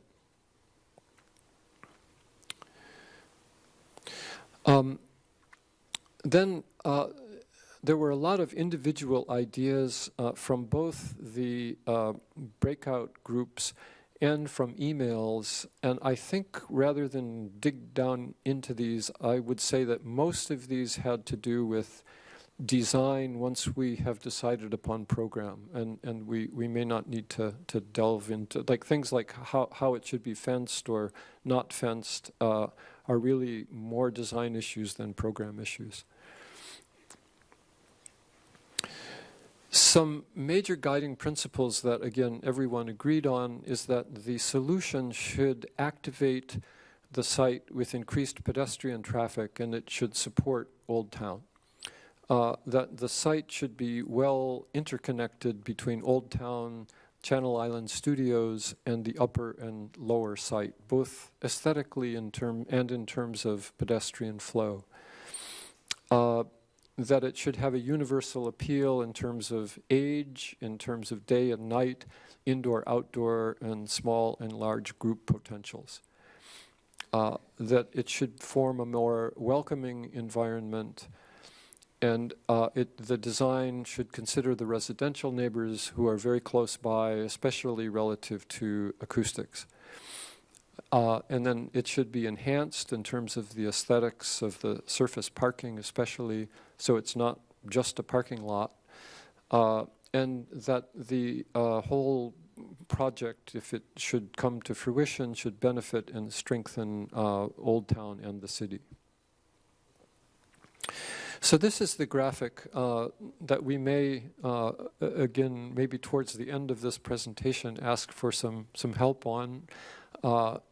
Because this is literally now where we're talking about the preferences for program uses. And the bars would indicate, for instance, 4 tables favored a walking and art gardens in collaboration with Channel Island Studios. 4 tables supported a casual, active park. I want to say that none of these are necessarily exclusive, that they could be complementary uses. 4 tables favored a small amphitheater and pagoda, some form of performance, and 4 tables supported this is significant, a performing arts or a cultural center that would actually be a bricks and mortar facility. 3 votes is sort of the next tier, and again, this first one is almost complementary to the first one above, but the idea of a small garden venue, sort of like a poetry garden or a place for a small classical music performance, a little different than the pagoda idea, but similar in concept. And then 3 suggested that farmers market needs to be significantly enhanced. And 3 tables favored expanded parking.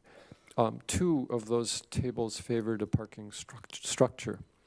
Now, I should note on the left-hand side are those that tables that actually said we should not have something. So you'll see opposite Performing Arts Center, there was 1 table that said no, Performing Arts Center, and 1 table that said no to parking.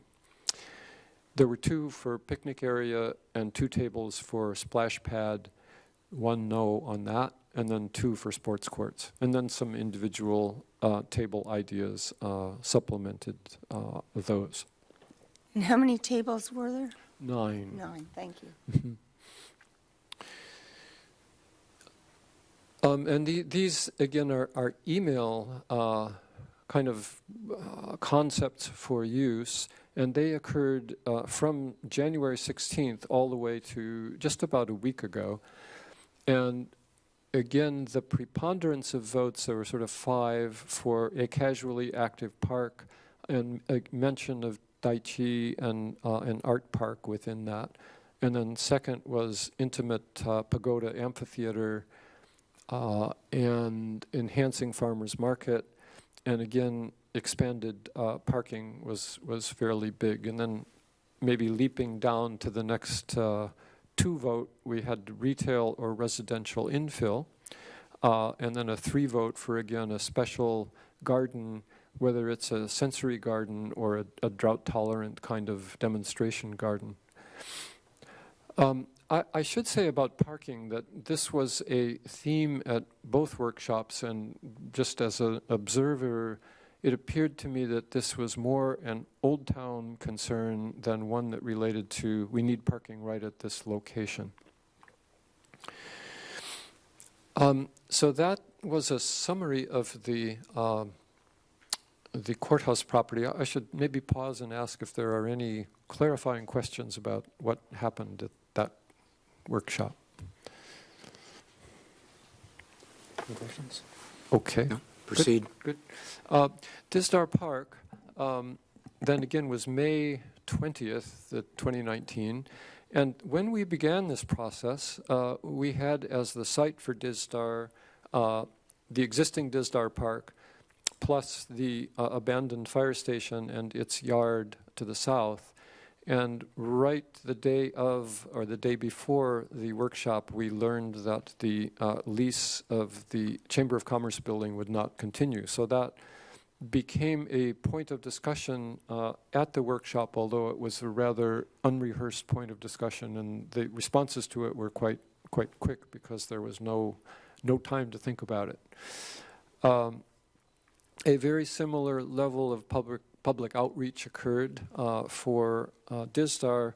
However, for whatever reasons, the actual turnout here was quite smaller, less than half. It was 26 participants, and those participants formed 4 small breakout sessions.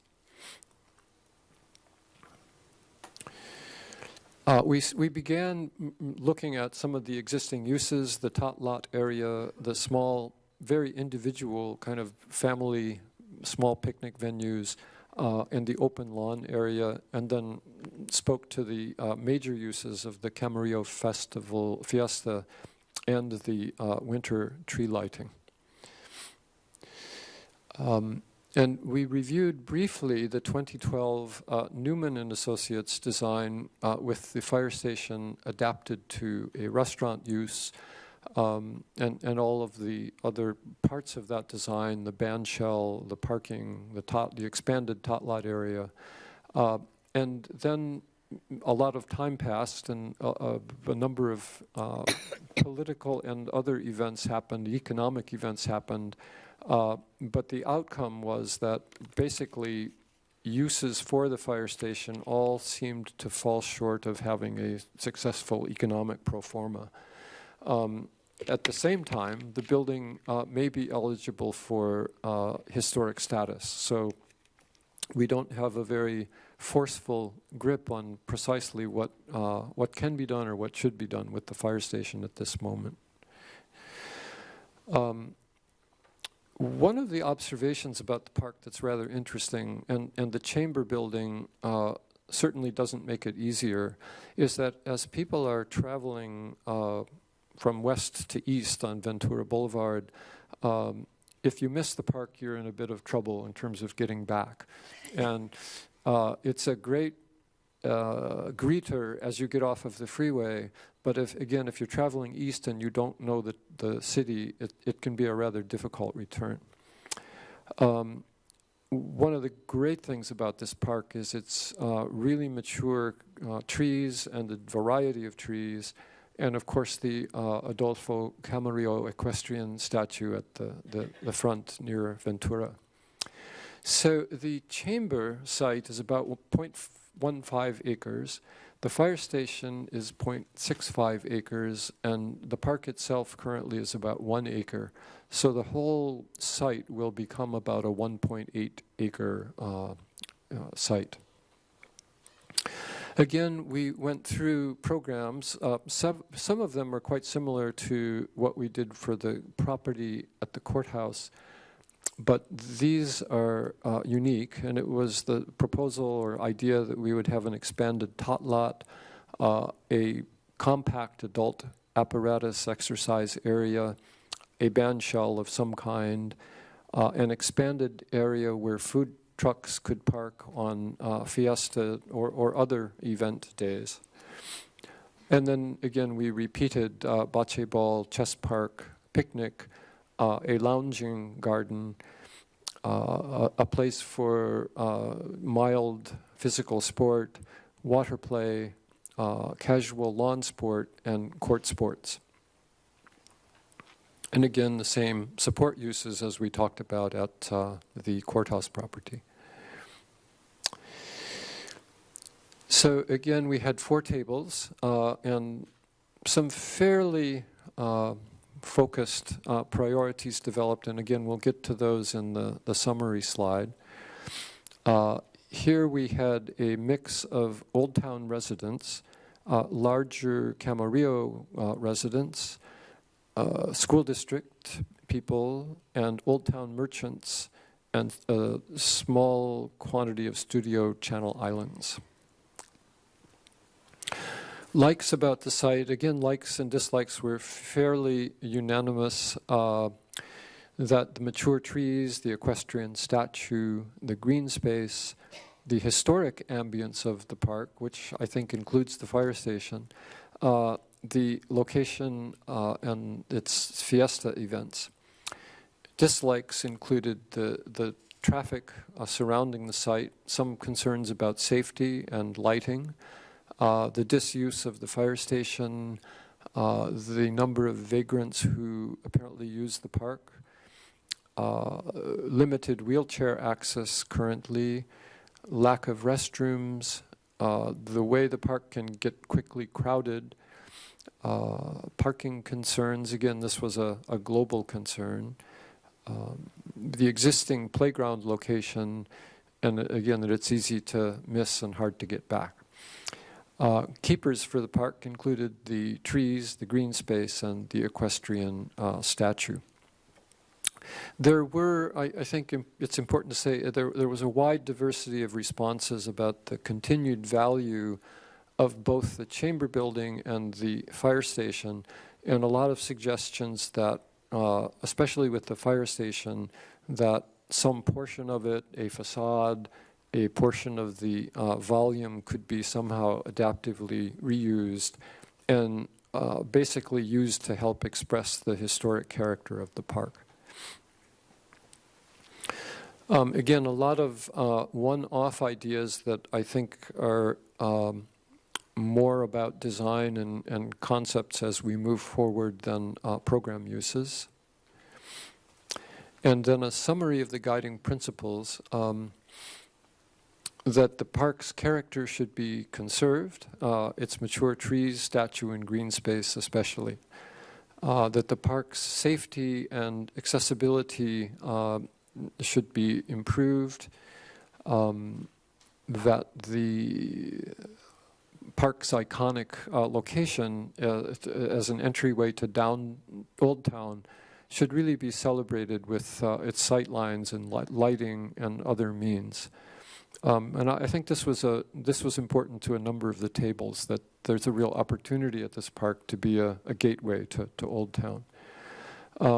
That the competing parking demands of merchants, residents, and the park seem to be on a lot of people's minds. That the uses of the park should be primarily passive and sort of appropriate for its size, capacity, and the Old Town adjacency. That it should not be, for example, an active sports park. And then that the vacated buildings should be resolved in a way that benefit the park's use and its character. So major preferences here. 3 tables favored the idea of a sitting garden, and each of those 3 favored the idea of a fountain along with that sitting garden. 3 tables favored the idea of a I'm sorry, when I say 3 tables, several tables voted for more than one priority. So you'll see, though there were 4 tables here, what we're basically listing are the number of priorities that were addressed. So a performance venue in the form of a band shell or something like a splash pad, there were 2 for that. On-site parking increased, there were 2 for that. Exercise area 2, restrooms 2, and then the remainder were kind of one-off priorities. Actually, the last 3, expanded tot lot, botanical garden, and parking structure, were really program. Everything else below was really kind of support or general priorities, like more food truck support, a trolley for Old Town, appropriate barriers, especially I think relative to children running out to Ventura or to the side. And the park as an iconic gateway, passive use, and then many ideas about the building's demolition or preservation. Very few email comments came in. Outdoor performance, expanded playground, and of course to complement the courthouse so that we don't duplicate either management or uses with the courthouse. These images basically applied to both parks, but they were supplied by community members as prototypes for things like permeable paving, amphitheaters, splash pads, and expanded tot lot areas. And the Liberty Public Market in San Diego was sort of referenced relative to the courthouse. So that basically is a summary, and we have put up here, if it's useful for you, kind of the charting of what was favored at each site in terms of the numbers of priorities that were listed. So these were shown earlier, but again, we're leaving them there for possible discussion. So that is a summary of the workshops. And Bob Burrow is going to speak for a moment relative to some of the reality, both legally and otherwise, of some of the program ideas that came up at the workshops.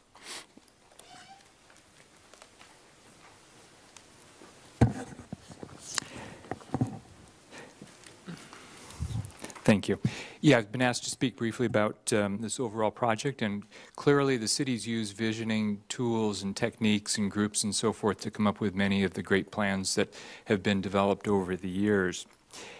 As you can see, that David's pointed out that there was a lot of consensus between some of the major ideas that the different individuals and tables came to consensus on.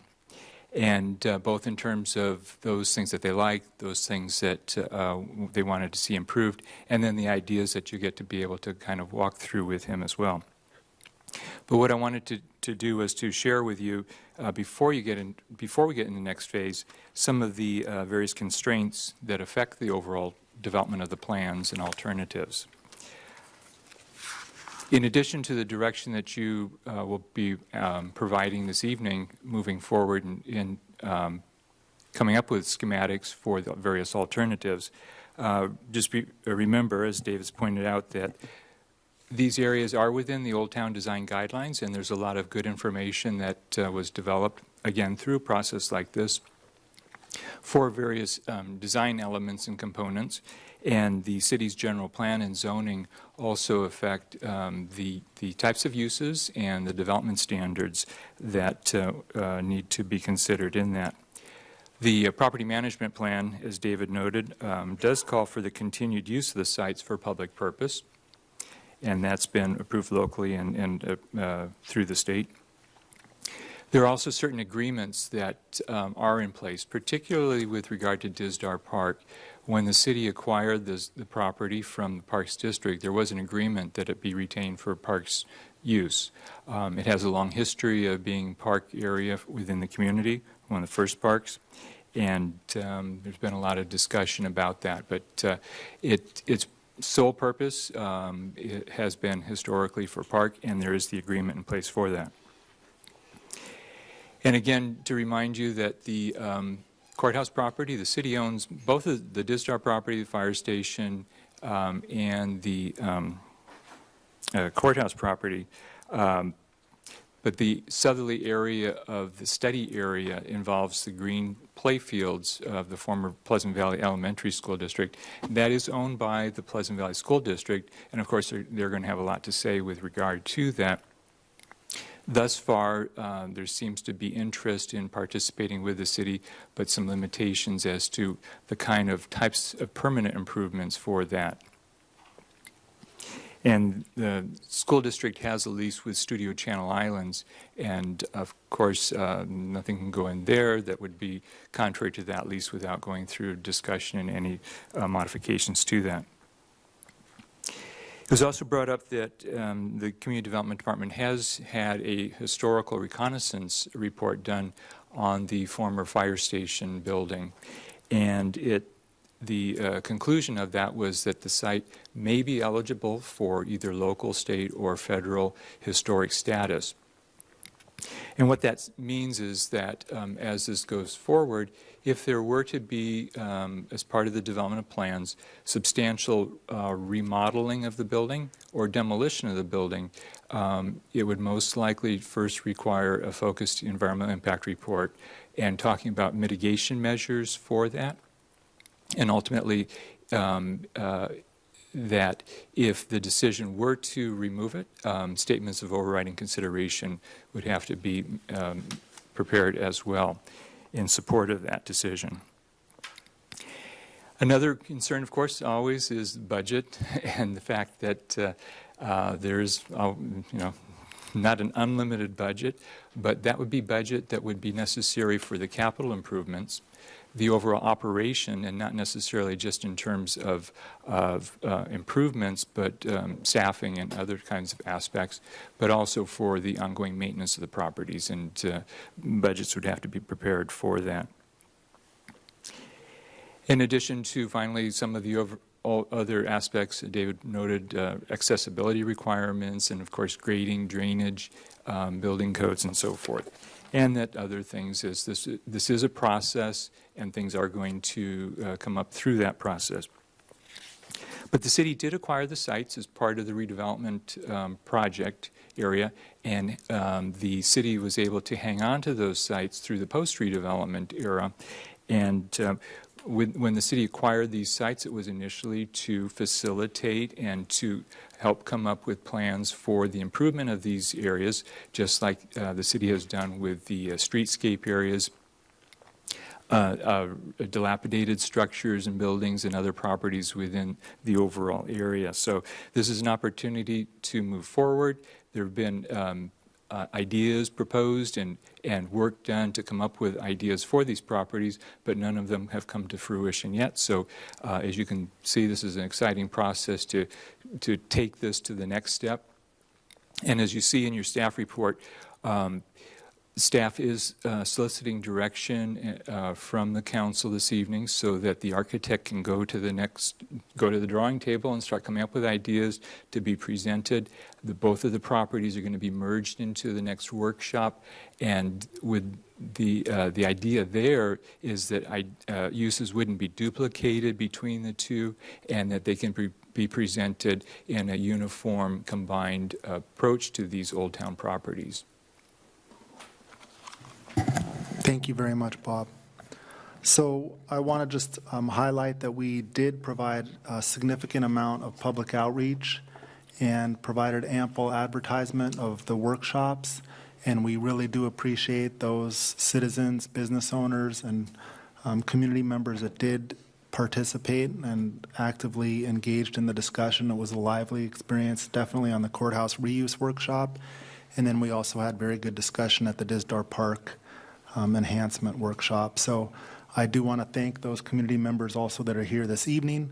We did advertise tonight's meeting as well for the public with signs on the property, mailers, newspaper publications, our website, and all the additional resources we've been using for a very thorough public outreach campaign for these important properties. So we have gotten the word out. We've done our best to try to solicit as much participation as possible, and we think that we've achieved a significant amount of input.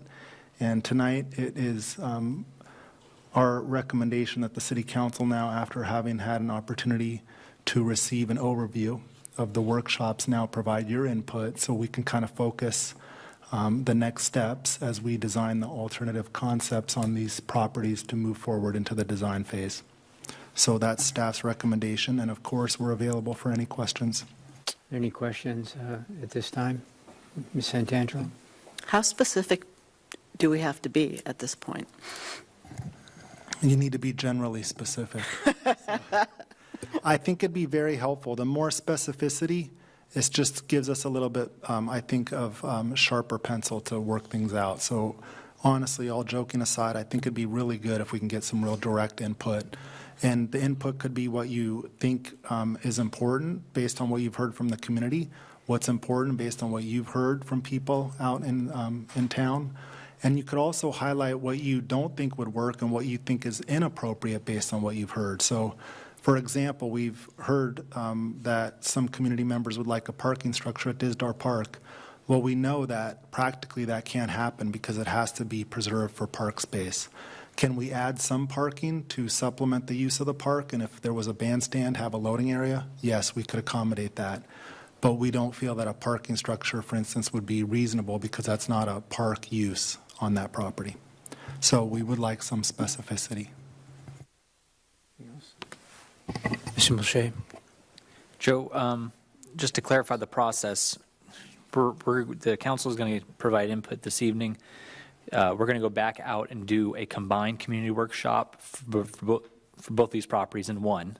Yes, that's correct. So what we're going to do after the meeting this evening, we're going to actually prepare alternative design concepts to then go back out for another community workshop where we're addressing both properties at one meeting. Is it anticipated this next community workshop there will be actual visual references as to what these spaces could look like based on the input received? Yes, so it won't be fully detailed design drawings, but there will be design concepts put together. And then at what point because where the rubber meets the road is obviously money, and nothing's for free, but at what point do we start applying dollar figures to these different?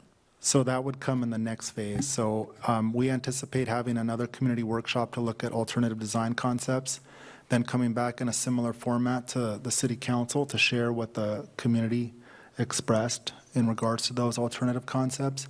Then we're going to go back and formulate the real design concepts based on everyone's collaboration. And at that time, we'd be able to put together some anticipated costs. Offhand, when it comes to costs, because I heard this echo, I attended both these community workshops, and I heard concern as to, well, what are the numbers? Because the general public has some concern as to what they want, what the price tag is that accompanies that. Is there a way to apply general when it comes to, say, just a passive? Of course, not nailed down specific features, but is there? I know there is on a per square foot basis, there is a general anticipated development cost for passive spaces, passive open spaces. Is there a possibility that we would be able to speak in those terms? Just anecdotally, if you have open green space versus a parking structure, the cost ramifications are extremely different. Oh, absolutely. I understand. So we don't have any real numbers yet, but we will start to, formulate that as we progress. But at this point, we do have, I'm going off my memory, we do have, I think, $3.5 million budgeted for the courthouse redevelopment and 1.3 for DISDAR. Yes, and those were just placeholders for now in the CIP, and we understood that there would potentially be the need to adjust that depending on what the outcome of this public outreach campaign presents. Any other questions? I do have a blue card. Why don't we take the blue card first? Suzanne Springer is here. Suzanne. And thank you, Mayor, Council, David and Bob. My concern is very simply that the green grass and the old growth trees be preserved at all cost. We have such little of that left anymore in Old Town. And on this side of the freeway, we have these two areas and a teeny tiny little park at the top of Carmen. So this is important for me as an Old Town resident with grandchildren. I just became aware that there will be up July 2nd council meeting discussion about there's a little kind of abandoned parking area that would be right below Disdar Park, opposite Ventura Boulevard, that 8 apartments are going to go in, and they will have garages.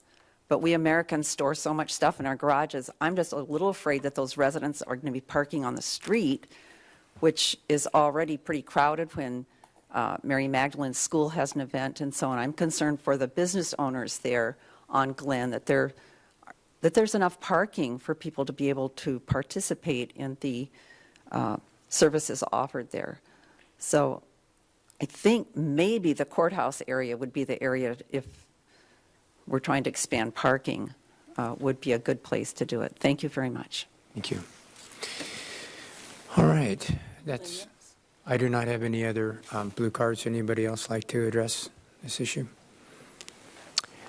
Okay, so my recommendation is we split these up, that we actually talk about the courthouse first and DISDAR second, or we can reverse that. I think we ought to do courthouse first, and then we'll do DISDAR, if that's fine with me. That's all right with everybody. Okay, so let's talk about the courthouse. Is there anything else you want to add, Joe, to your discussion about the courthouse? Or anybody else? Bob or anybody else? No. Okay. All right, so let's talk about the courthouse then.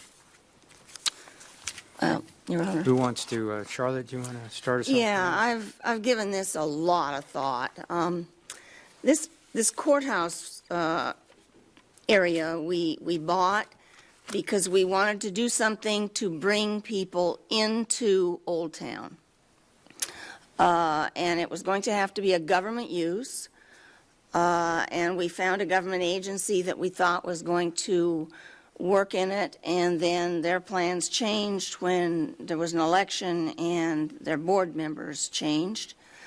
And those board members wanted to have their the VCTC central offices in Ventura and not here in Camarillo. So we looked at it, and the building just is going to cost too much to save, so we had to think of some other public use. And so the idea came up that it would be what we called a passive recreation park. It was going to be something where people could have their lunch or go buy something in Old Town and go there and have a picnic.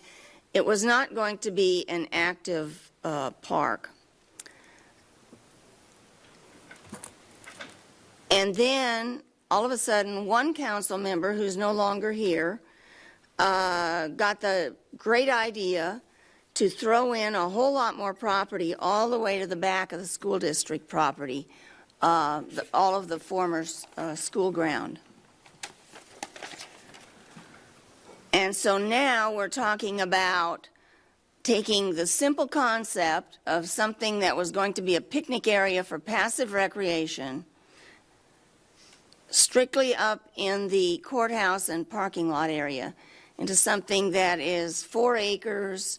It has an amphitheater, a stage, a parking garage, tennis courts, and I forget what else all was up there, and a splash pad, and all that stuff that is not passive recreation.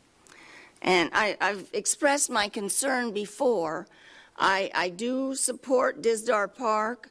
I think it needs to be upgraded a lot, but I don't think that the city needs 2 parks on Ventura Boulevard. I also think that we have to consider that we're getting way over into an area where we were not set up to be. I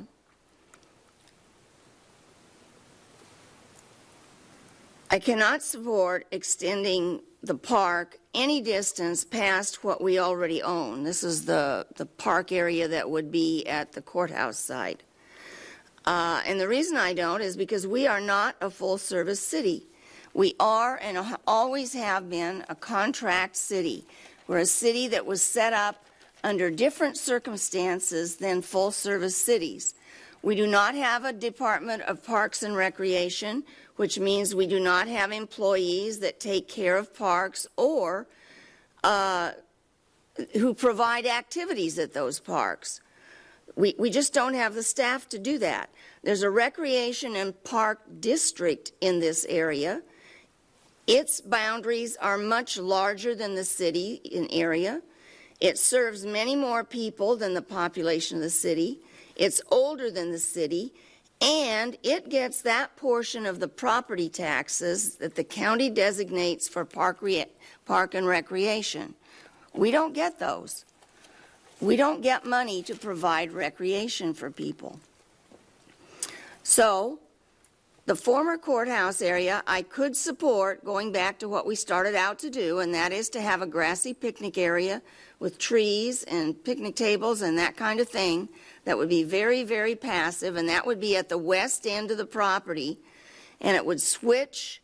The original proposal was to switch the courthouse area around, take up part of the parking lot, and then the parking would the number of parking spaces would remain neutral.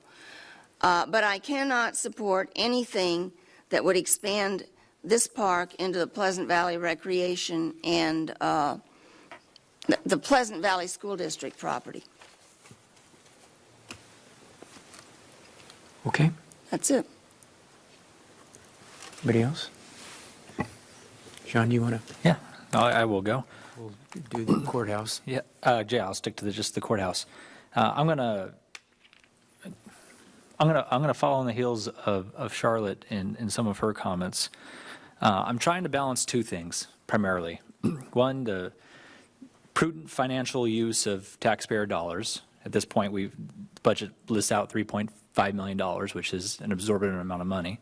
And the other half is doing something, well, actually there's 3, doing something which would benefit the community as a whole and specifically help reinforce the economic vitality of Old Town Camarillo, which I think there's a general consensus that it's lacking, and it has been for quite some time. So I'm trying to weigh all 3 of these things. I have concerns, and I'm not particularly a fan of, as Charlotte said, expanding the park all the way back and encompassing the PVSD field. Part of that is because although PVSC owns that, and I know that at some point we would have to return that to them if they choose a different use for that property. I personally don't think they're going to, and this is me, I have no inside information or anything, but just looking at the economics of it, I don't think PVSD is going to be reactivating that school anytime soon with declining enrollment.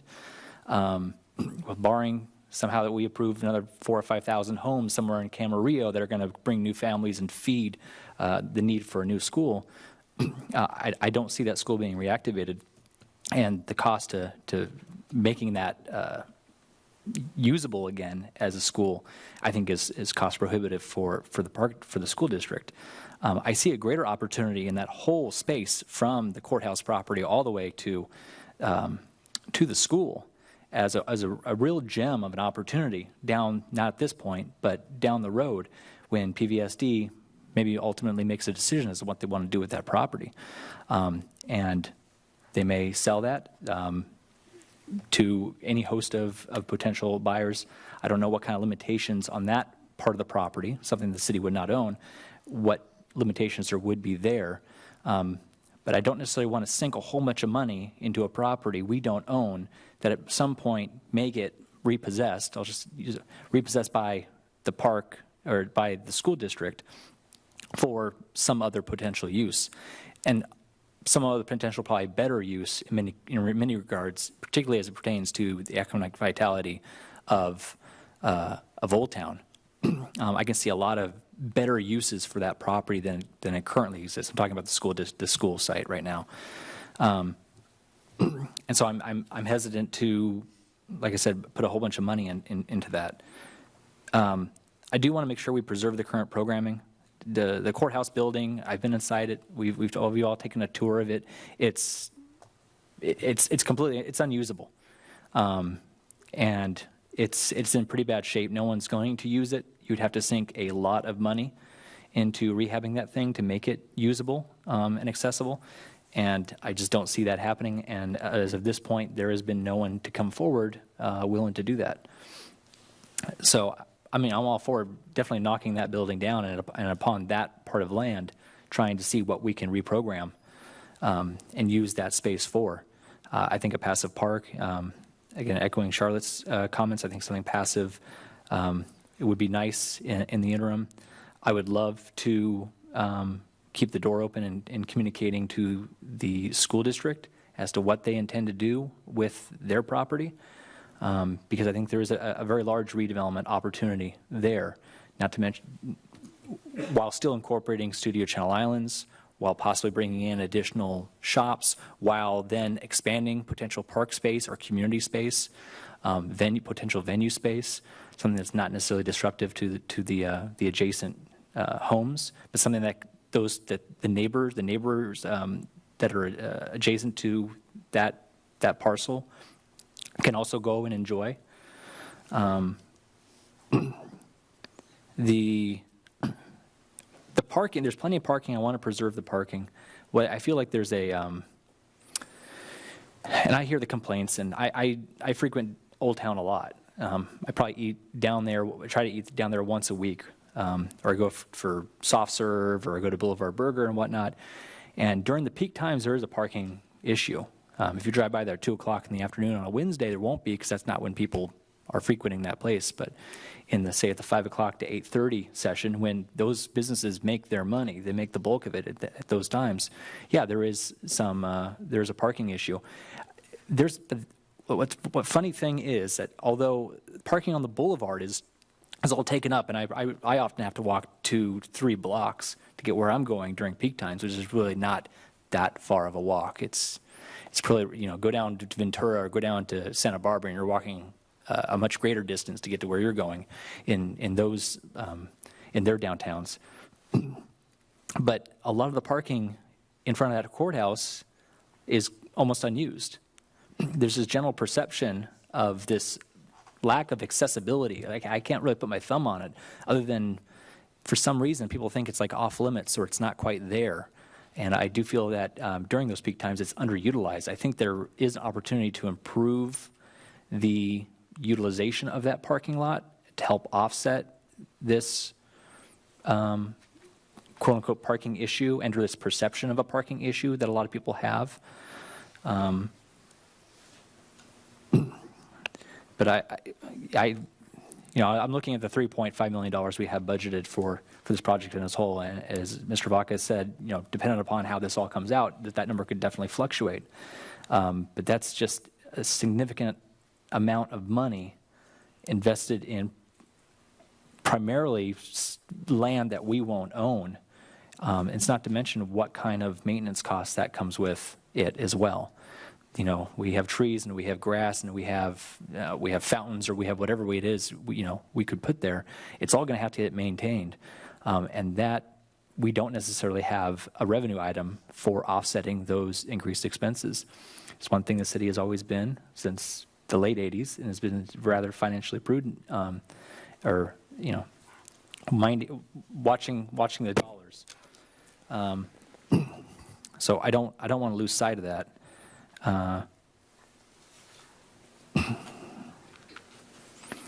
That's more or less all I have. I love attending the farmers market down there. I don't foresee any interruption in the farmers market and how they use that space. If anything, I think there's certain things where we can do to maybe possibly even enhance its usability through looking at this property. But to put a nail in it, I do have significant concerns about the property we're looking at in which the city does not own. I'm all fine in putting in a certain amount of money to improve the property we do have, particularly on the current courthouse site. But I would like to, like I said, I think there's a bigger picture here that we're missing, and I don't necessarily, when it comes to this property, I don't want to piecemeal this, because I think piecemealing it is only just going to pigeonhole us a little bit more, and it's going to become a lot more costly overall. So, and we are not a park district. We do have a park district, and they maintain parks, and they do a great job of that. I don't necessarily want to get us into that business. Okay. Those are my comments. Yeah. Thank you. Susan? In an ideal world, I would love it if we could get that property from Pleasant Valley School District and take this whole area and redevelop it. I have been speaking to people unofficially and trying to find out what the possibility of that land coming available, and it's so complicated that it would never come to the city. It would just, it's so complex. And because of that, but I also don't think that school is ever going to be repurposed and utilized as a school. I think it's going to be some time that it kind of sits there. Thank you.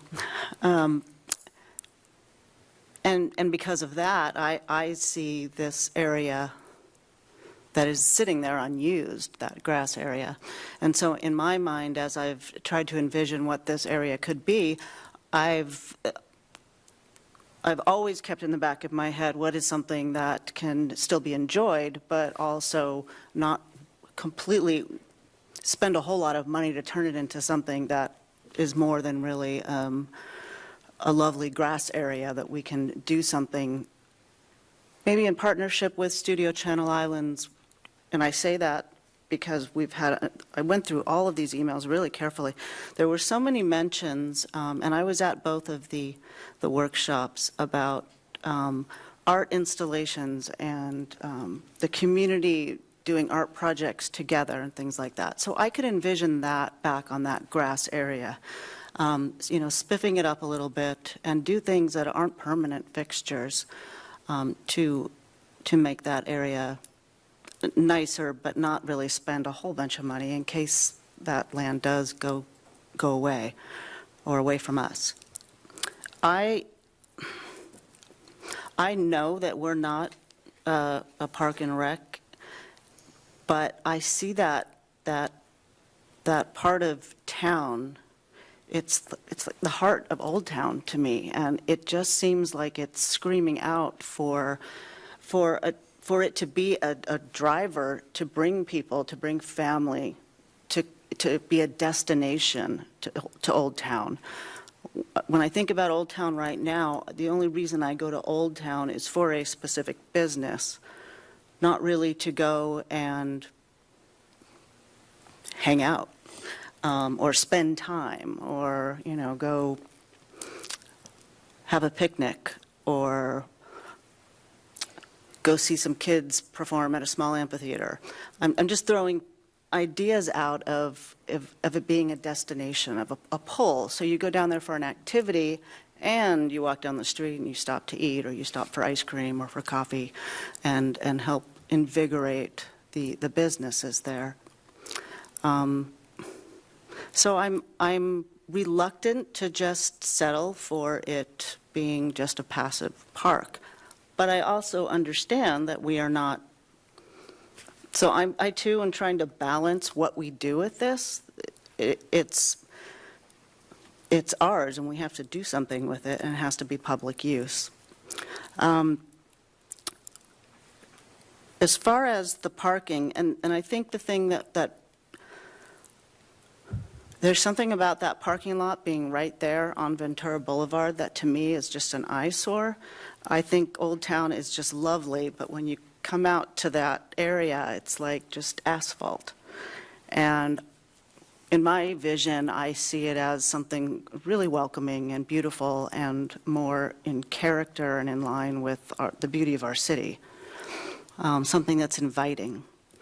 And it may just be a beautiful park with some art and some more semi-permanent fixtures for the farmer's market, or, small, maybe steps up to where the courthouse is, to the line of trees, so you can sit up there and look out over the city, over to the mountains. So I think we can still do something with it without making it super high maintenance and without pouring a whole lot of money into something permanent that might not be able to be there forever. Can I just ask if you're talking about the small area or the whole expanded area? Just from the trees up. But no, I'm sorry, no. All the way to the back? The back part, I was thinking just a place for, like I said, like walking paths, where there could be art fixtures or things that can be there temporarily.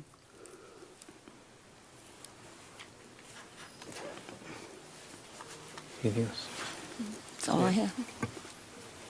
Okay, well, I think we've had a really good discussion here on this. I want to make just a couple of comments. I think where the old courthouse, I see that as an underutilized part of that area. And what's been talked about, too, with the school district, they've got to follow education code. And education code is pretty significant about what they can do with their properties if they decide to sell it and what they could put that money into. So my research has told me that, for instance, if they were to sell that, they couldn't put that into increasing teacher salaries. It's got to be in another school. It's got to be in a maintenance or something like that. Ed code apparently is pretty significant and pretty accurate on that. So whether they're ever going to need it for another school, who knows? But they do have Studio Channel Islands there, and I think that's been a really good thing for that school, and it's brought some economics. And my whole thing was kind of bringing more economics down to that part of the boulevard and the whole boulevard in itself. And that's why we decided 20 years ago to start redeveloping the boulevard to try to get, more economics down to that areas of the city. We really tried to get a usage of the old courthouse. We came very close with BCTC, but when they started crunching all the numbers, as was said, it kind of always gets down to the dollars and cents of an issue. A lot of times it does. It would be very, very expensive to try to rehab that building. And I'm looking for more of an active usage there to get people down there, more of a gathering place, if you will, and a passive park where you perhaps have some benches and some really nice hardscapes there. I mean, there's a lot of restaurants down there, so what most people, at least I, after I have a big meal, I like to go walk. So if we had something that's really advantageous there, that it's really inviting to the public, perhaps after they get out of eating the restaurants there, they could go to that area and maybe sit down and relax a little bit and kind of discover the whole part of that part of the boulevard there, which has a lot of potential. That part of the boulevard, I think, has a lot of potential. It's been underutilized because of what's been there for, decades. So I think this is our opportunity to really look at another usage of that could bring people down, could be really inviting, really pedestrian-friendly there.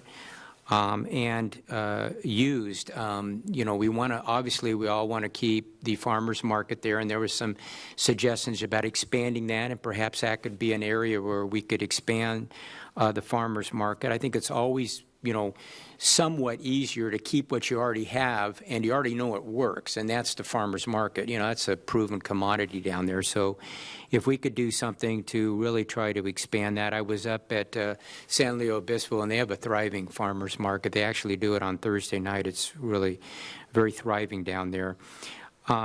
As far as the parking there, perhaps we could restripe it and see if we can add some more spaces down there so people can park their car there. And I think, like was brought up too, the boulevard isn't that expansive where you can't walk it. You can still walk it fairly well. And I think, this area has a lot of potential. I think we focus on what we want to do at the courthouse, and we kind of do the school and kind of address that, at a future, time. But this is a time, I think, for us to really give staff some directions on what we want to do at the courthouse and the parking there. And my thinking is that we move past the courthouse and we do like some sort of a passive recreation use, that people can have picnics down there on Sundays and Saturdays and at night. There's a lot of people that live down there that get out and walk. They walk their dogs, and it's a real great little community down there. So this will give them a gathering place. So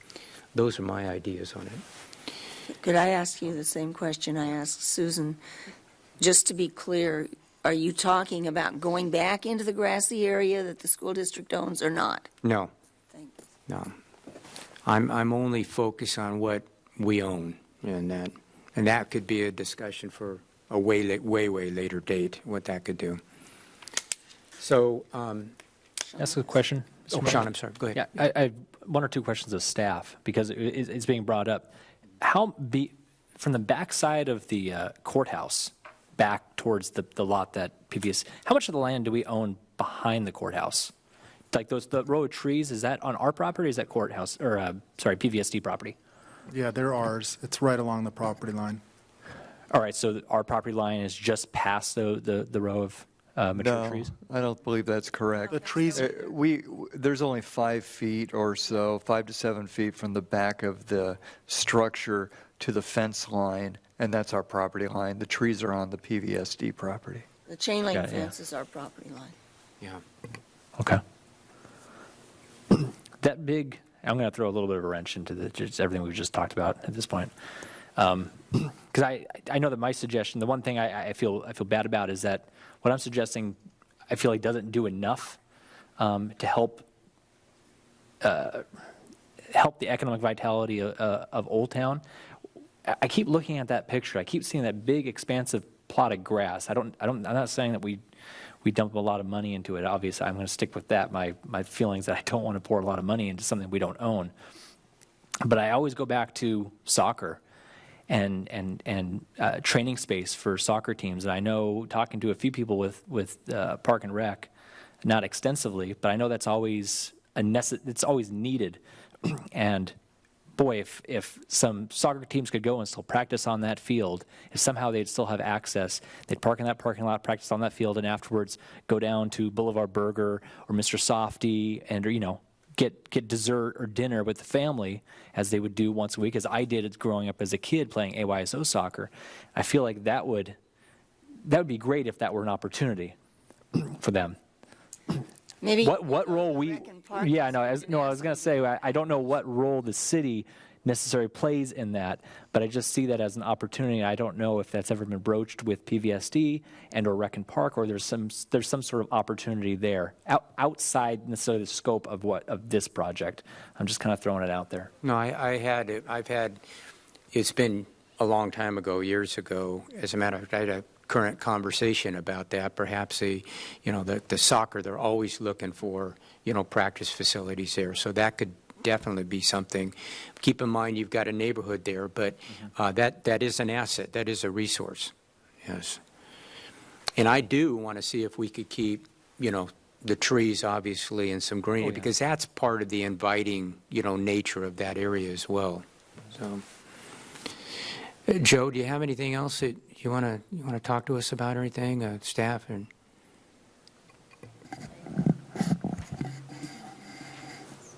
want to speak?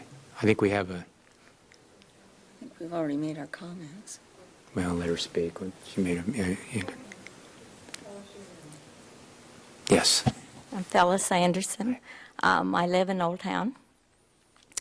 Are you saying you're going to tear down the courthouse or leave it? Tear it down. Maybe tearing down, yeah. You're going to tear it down. Mm-hmm. It's my understanding that when you build a courthouse, it's supposed to last 100, 150 years. So it's going to take a lot to tear it down, isn't it? Yeah, it's going to... I mean, a lot of money, and dump all this concrete somewhere. And I just don't know why we can't figure a way to utilize it, is my question. And I thank you for that, Mayor. Thank you.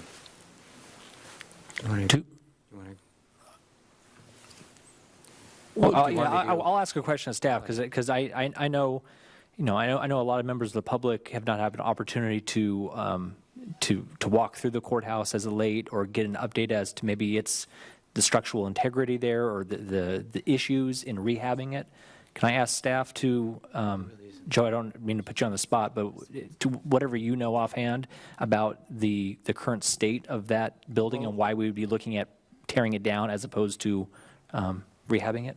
Yes. The courthouse, let's go back to where VCTC was in taking over the property and rehabbing it. They were going to convert that building into offices. Currently, right now, it's kind of a honeycomb of a lot of different offices, former hearing rooms, different classrooms, things like that. And then at one point, of course, it was used by city staff as adjunct offices in the heyday of redevelopment. We had different departments in there. The infrastructure is old. It's deteriorating. VCTC was basically going to gut the building and turn it into their offices at a cost of over $3 million. The HVAC system is gone. I mean, it would have to be totally ripped out and torn out. The building itself, as you see it now without any windows, is basically the state that it would have to be left in. You can't cut holes in that concrete. The lateral stability of the building in terms of seismic has been called into question in the last architectural assessment. Yes, it's going to be expensive to tear down the building and regrade the site. Remember, the building's at a much higher elevation than the rest of the site. And that's all known. And those are things that we're prepared for. Making the transition in grade to where the trees are, that's something, that's a design element that Mr. Goodale is going to have to work out and be useful for us. So there are some interesting things about that, but the building itself is functionally obsolete. And you might add, too, my understanding, too, the cement and whatnot, it's much of that can be recycled if it's feasible to recycle the cement. I know they have to do some analysis on it and what's in the cement and whatnot. Right, that would be up to the demolition contractor. Yeah. And they actually have to recycle a certain component as part of building code requirements. So you asked a question if staff want to provide any additional input at this time, and I just want to share that the original proposal called for 4 alternative design concepts for the courthouse and PVSD property, and then 2 alternative design concepts for Disdar Park. And the reason that the scope of work originally anticipated 4 design alternatives for the courthouse is because we anticipated 2 for the courthouse property and parking, and then 2 alternative design concepts for the Pleasant Valley School District grass field area.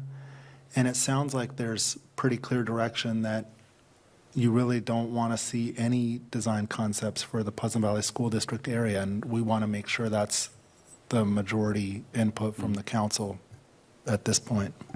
I believe that is that? Now, do you have enough direction? The Mayor, I noticed that the speaker put a slip in, I think, in the speaker box. So yes, it sounds like there's concurrence that we're not going to be providing design concepts for the Pleasant Valley School District. Is that what I'm getting from the council? Right. Right. May I ask one question in relation to that? Has city staff, as part of this process, city staff was going to sit down with representatives from PVSD. Has that meeting already occurred or not? So we had preliminary meetings, and actually in the scope of work in our adopted agreement with David Goodale, that was going to be the subsequent step following the council input. Okay. So we may meet with them just to tell them that we're not really interested in pursuing any opportunities there at this time, is what the direction I'm getting. Joe, I have a question. I think I have the answer. Who owns the building between the courthouse and the Blackboard Gallery? I believe that's the school district. Yes, that's correct. School district. Okay. All right, so you have enough direction then on that? Yes, and now I think if you guys could please discuss Disdar, that'd be great. We'll go to Disdar. Is there any questions of staff on Disdar right now?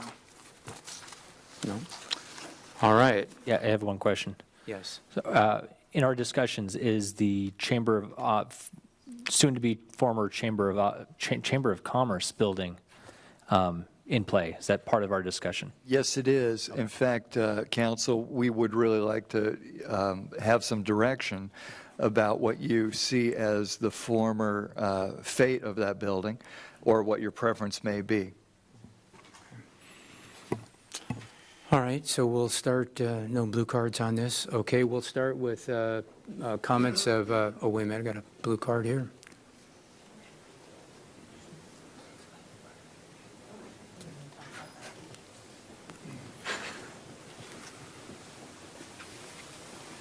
Okay. Oh, sorry, Larry, I'm going to call you right now. Sorry. If anybody wants to talk about the Disdar Park, this is the time to do it right now before we start, or the fire station before we start our discussion. Please, Larry, proceed, Hi, my please. name is Larry Wolf, and I just had a few questions. I'm kind of new to this, so sorry. I know that from reading, it's been going on for a long time about the fire station, but is the city, I know at one time they were in negotiations with the Catholic Church, but that fell apart, and there's been various people, private entities that were interested. Is the city still open to a private entity coming in and developing something that would preserve some of the life and beauty of that old station, but reuse it in a way that's like coffee shop, or not necessarily a full restaurant, but a casual dining kind of situation? And if so, there might be other things that would, obviously you've looked at, would be required, like cutting a road or connection through the park to connect to the parking lot. So that's my question is, or has that been closed and now the city is going to develop it themselves? Well, okay. You want me to answer that? Go ahead. I'll start and let Dave. We've been talking about this for actually years and years and years. We thought about a restaurant. We went through several restaurant potentials, and none of them came to fruition there. We had obviously opened up negotiations with the Catholic Church there, and unfortunately, that has not worked out. But there's been several other interested parties that has just not financially and or feasibility, whatever it is, has not worked down there. So we're kind of where we are with that. It's had a long history and a lot of negotiation. We spent a lot of money actually trying to get a usage there. I'm going to ask our city manager, if you'd like to add anything else to my discussion there. But the short answer is we've looked for many years on potential uses. The building is, I spoke about the poor condition of the courthouse. The fire station is much worse. Portions of which, if you stand inside the building, you can see daylight from the outside. Seismically, it's you don't want to be there in an earthquake, let me tell you that. So we've done a full investigation of the building. What the mayor is alluding to in terms of the feasibility is that the cost to reconstruct the building and make it usable far outweighs, what can be gained economically from the building. The last group to look at it was the County Firefighters Union, and they quickly looked at it and then passed on the opportunity, decided to spend their money elsewhere. The last direction that staff has from council is to move towards demolishing the building. We're working on the California Environmental Quality Act review of that building to move in that regard. And the other thing is that parking's a killer. There's just no parking on site. There's a little bit over where the fuel tanks were in the back, but not nearly enough. And there has to be a road to get there, so it has to go through the park because there's not enough on the east side of the property. It's not wide enough just for a very thin, narrow one-lane road. Thank you. Thank you. All right, anyone else like to address before we get into deliberations here? Yeah, please. You can come on up. If you come up to the podium, I'd appreciate it.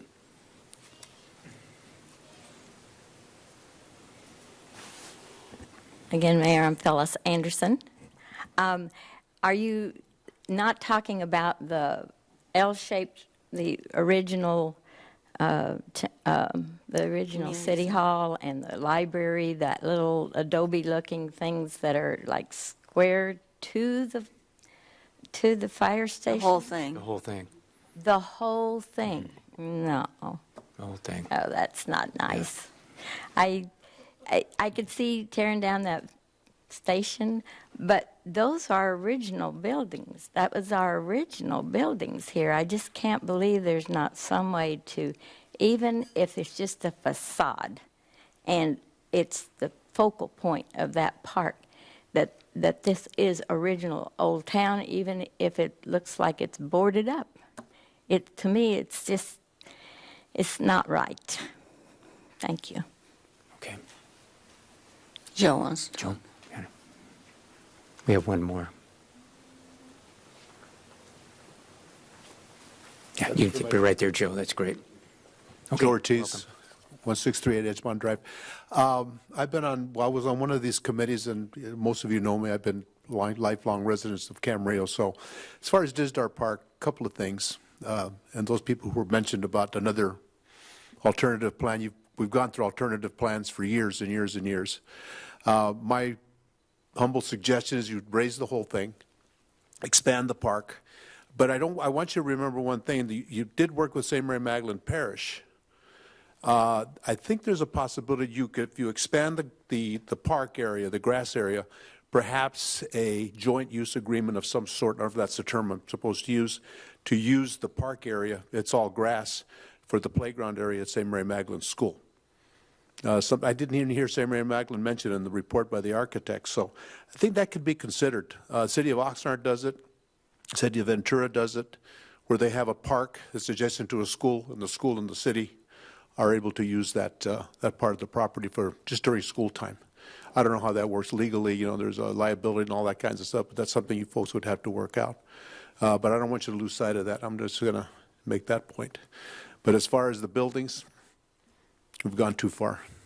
It's the community center, by the way. It's not just the firehouse. It was the community center, and that's what it was known as. And it's only, I would say only 75 years old, 77 years old.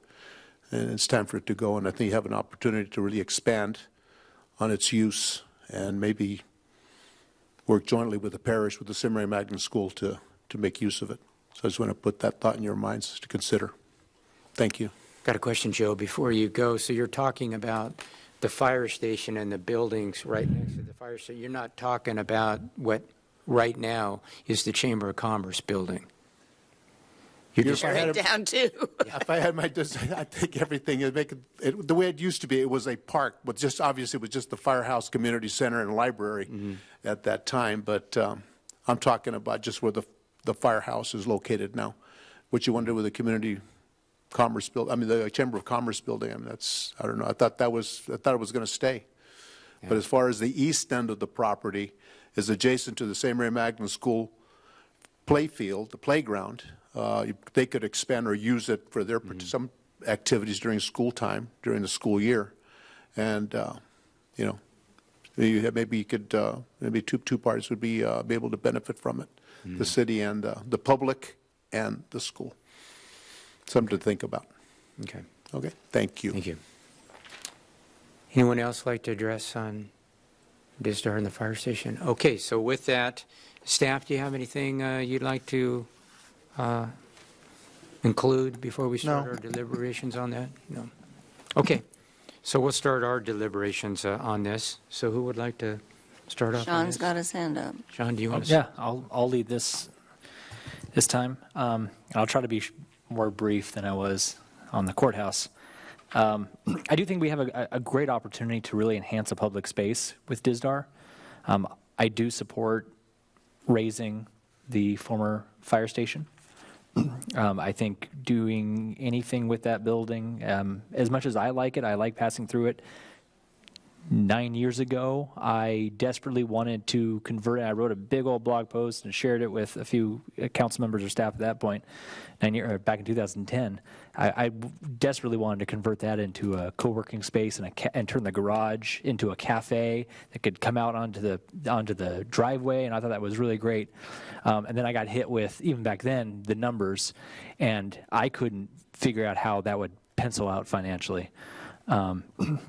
Everyone who has entertained that from a commercial aspect has not been able to pencil that out.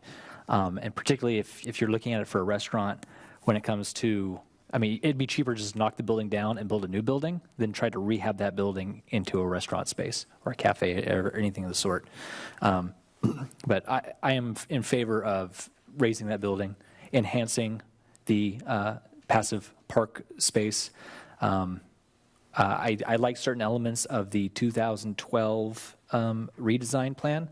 I don't think it needs to be that opulent.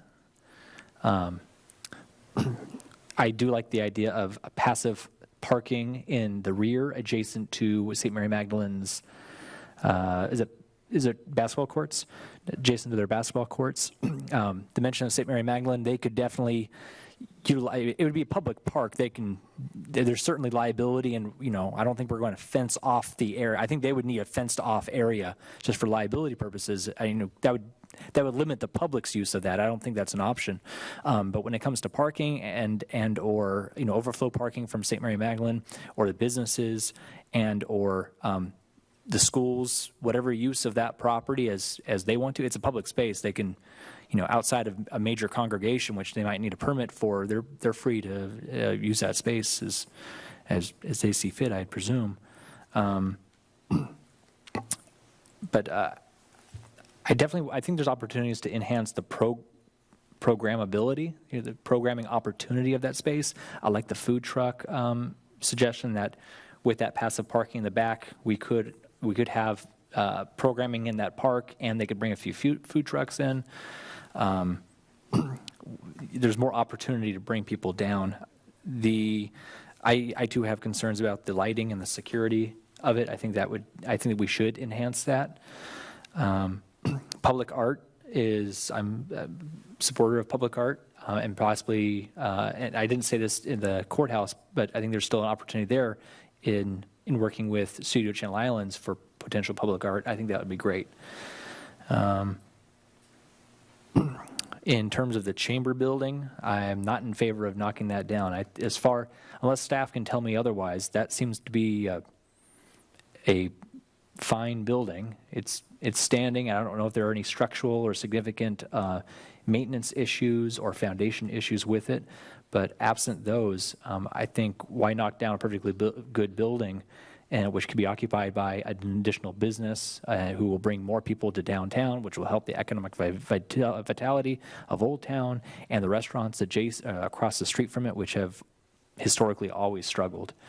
I don't see how just an additional little patch of grass there in the corner, although it may enhance the visibility and the entrance to that park, I don't see how that enhances the economic vitality of Old Town. I've personally been asked numerous questions from a lot of different business owners as to the availability of that space since the chamber has said they're looking to vacate. I'm sure that the city staff has possibly been inbound on several requests as well. I've been inbound at least two private businesses, one expressing interest in possibly converting it to a co-working space. And that that would bring a whole different set of different groups of people down there, younger, maybe not younger, but potentially younger, but more bodies down there to Old Town. But you're not going to discriminate against us old folks. I will not discriminate against us, as long as you don't discriminate against us young folks. But whatever it might be, and I don't necessarily want to rule out any potential use, whether it's just a business that can fill that space with bodies and commerce, or I personally like the idea of a co-working space, not one that is owned or operated by the city, but if a private operator wants to come in there and they see an opportunity for that, I think that could be viable. I went and did the math on it to see if it was viable, and my numbers came out as somewhat favorable for that if there were a suitor. I think that would go hand in hand with some of our economic development strategy as well. That is more or less all I have in regards to that. I think we can make some improvements. I don't want to make this gold plated. I don't want to spend more money than we necessarily need to, but there's definitely enhancements that can be made to enhance that public space, and particularly for the adjacent communities. I think it's an underutilized park now, and I think we can definitely make some improvements. Just a brief follow-up, and I'd appreciate it if all the council members would weigh in on the bandstand concept, which was part of the 2012 plan and something we anticipated bringing forward, but I'd like to see what the council would like staff to consider in that regard, please. Yeah, I'll give some input on. I'm personally torn on the bandstand idea. I definitely see its potential use for Camarillo Fiesta. I know that the future of Camarillo Fiesta is somewhat in the air, as was kind of conveyed from the speaker last council session, and so I don't know what the future is of Fiesta. I don't necessarily want to go all in providing something it'll be, if it's just for Fiesta's use and it's not really going to be utilized outside of that, then I'm not particularly in favor of that. I know some community groups have expressed interest in potentially offering financial support. In that case, I'd be more than happy of continuing to engage and see if there is enough community interest, and that truly can be, programmable space outside of just once annually for the Fiesta, then I see opportunity for the bandstand idea. I don't have a good pulse on whether or not it'll be used very much, or if it's just going to be a really expensive sitting area for 364 days out of the year. Your Honor. Yes, Ms. Craven, are you finished on? Mm-hmm. Yeah, thank you. I joined Mr. Mulchay in thinking we're going to have to raise the fire station. That was my thought for a long time. It's been quite a while since I first toured it, and then I toured it another time, and both times I got horrible asthma attacks, and it isn't a personal asthma thing. I just realized it was going to be a lot more expensive to make that into anything usable by the public than it would be to tear it down and start again. So I think we're going to have to do that. I do think that if there's any way possible, I keep thinking back, I would like to save something from some of this stuff. And if there's any way to save something from the tower, I've been thinking of the story about one time, I think they came out of Mass at St. Mary Magdalene Chapel, or they came out of something, and saw the copper, what's it called? Help me. The copper bell? The what? Bell tower? The cupola in a dumpster. And Katie would not allow it to be picked up.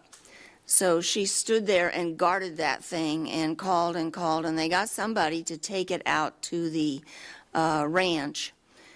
And they put out a lot of pleas, and people donated money. In fact, Bud Daly paid almost all of the cost of the gazebo out there and the structure, and to put it on there. And that's how that got there. So I keep thinking, maybe there's something somehow we could, from the tower or something, that we could save and then have it incorporated into the park and have a theme. We'd already talked about in that previous plan about having the tot lot expanded and it would have a fire truck theme. And I think that would be wonderful, too. I disagree with Mr. Mulchay on the chamber building. I think it should go. I think this would open up the view of the park, and it would let more people see it. They could find it. They wouldn't drive past it and then try to figure out how to turn around and come back, and you can't turn in there. And so I just think it would open it up and maybe make it a little safer along with enhanced lighting. But at the chamber, the one thing I really like are the memorial, they have memorial pillars, and they have all of the bricks at the bottom. And a lot of people paid a lot of money to enhance that corner. And maybe we could save that by making an arcade or something with those pillars, or manufacture new pillars but with the same wording on them, because they were dedicated to people, and have that as the corner piece and one of the entries to the park. I do think the tot lot should be expanded somewhat. As I said, I like and I know I talked a lot to people at the Historical Society on Sunday about how that started as a community center. It was a fire station, but it was really a community center. The library was there, and the county supervisor's office was there, and all of that stuff was there. But I think that the thing that most people think of when they drive by it today is the fire station. So I think a fire station theme there, if we can, and I'm sure architects could pull it off. I'd like to see more picnic tables, and I do think the bandstand, the band gazebo, whatever you'd call it, is appropriate. It isn't just the Fiesta that's used that. I don't know if it still goes, but there used to be a bluegrass festival there once a year. There have been other types of music festivals there, and I'm sure that there's still the bluegrass organization in the county. I think if it were bigger and if there were a bandstand with sound and everything, that they'd love to come back. I think it could also be used by other musical groups for concerts that aren't quite as big as what would be here. Let's see, what do I have? I do not support any kind of active recreation that would require it to be staffed. I don't want us to be in the checking out equipment business, none of that stuff. If it's going to be bigger because of the fire station area. It can have playgrounds, but just open areas like in my mind, behind the community center, where there are large grass areas and people come and utilize it. I do not support a splash pad, and I want to tell you why. At when the Rec and Park District had their scoping meeting for the senior center, community center, all-purpose center for all ages meeting, somebody specifically asked about a splash pad and how much they cost. They said the answer from the architect was that they cost $500,000 and up to build them, and they're extremely expensive to maintain. And that's more than I want to put into it really, if you look at it, it's not all that many days in the summer that they're usable, because when it's cold and when it's windy, they don't operate and nobody goes to them. So those are my thoughts on the on Disdar Park, and I think I got down everything you asked. Okay. Santangelo? Ask us to address. I, too, liked the previous plan, minus the big turnaround for the parking and the added alley driveway. I agree that I don't think the chamber building should remain. I think it's in the way. I love the co-working idea, just not there. My idea, I've always thought that a way to honor the old buildings was twofold. To either use a part of it, like you were talking about, or some sort of facade or silhouette from the front building that's closest to Ventura Boulevard. I would love to see something that, when you get off the Lewis Road off-ramp, you basically are staring right at it, but something welcoming you to Old Town. And maybe there can be something done with parts of the building or the silhouette of the building or something that resembles it that's safe in an earthquake. I had also thought about the idea about a memorial to firefighters, given our community. I don't know if that can also be worked into also honoring the bricks and all the other things that are there that I really do think should be kept and worked into whatever we design. I also agree with expanding the tot lot, and I love the whole firefighter theme. I do think we should have a bandstand. I remember when my kids were in middle school, we had to have concerts in the parking lot of Coffee Bean. So things like that would be a perfect place to have very informal performances for things like that. More tables, and the lighting, yes, thank you. I think that covers my list. Okay, well, let me make a couple of comments here. I'm going to start with the Chamber of Commerce building, and I personally would like to see if there's a usage for that building before we demolish it. And I'll tell you why, because I think that building does have some value to it. I always like to exercise our due diligence just to see if there's not another usage of something before it has to be torn down.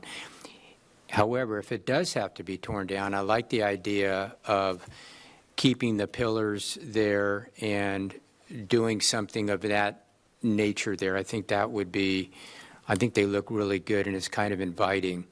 I understand the aesthetics as far as it does block the park, and it definitely does that. But if we're able to expand the park, that visual is going to be somewhat longer. So I think they'll be able to see more of a park than they can now.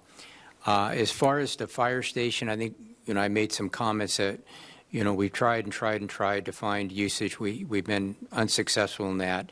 I think that we should strongly consider tearing that down. However, there is part of that building which I believe used to be the first library in town. And I'm thinking if there's a way that we might be able to save that part of the building. I don't know the earthquake retro of that or whether or not it's even feasible, but I'm thinking that could be opened up as a historical part of our library system, and perhaps people can go over there and look at some of the early Camarillo history there for some books and things of that nature. It's not a real big building.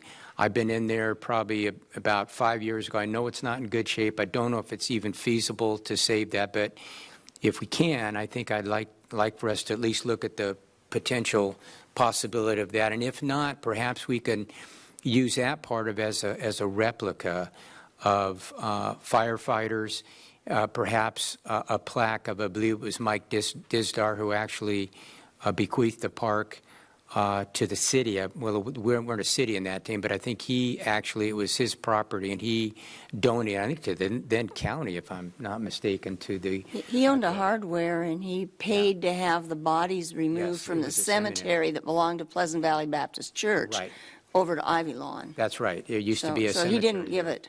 Right. And He did the work. I know that, and near and dear to me because my mom actually worked there.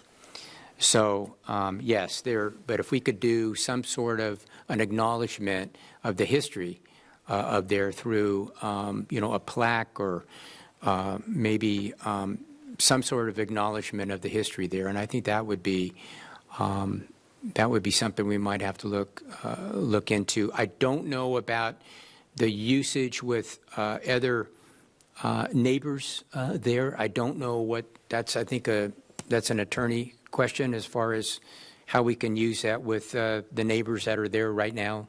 I'm specifically mentioning the Catholic Church because it was brought up to that. I don't know how, that would work or not, but I'm certainly open-minded to anything. But I think right now I'd like to see if there's other usage of the Chamber of Commerce building. I'd like to see the fire station torn down and the park expanded.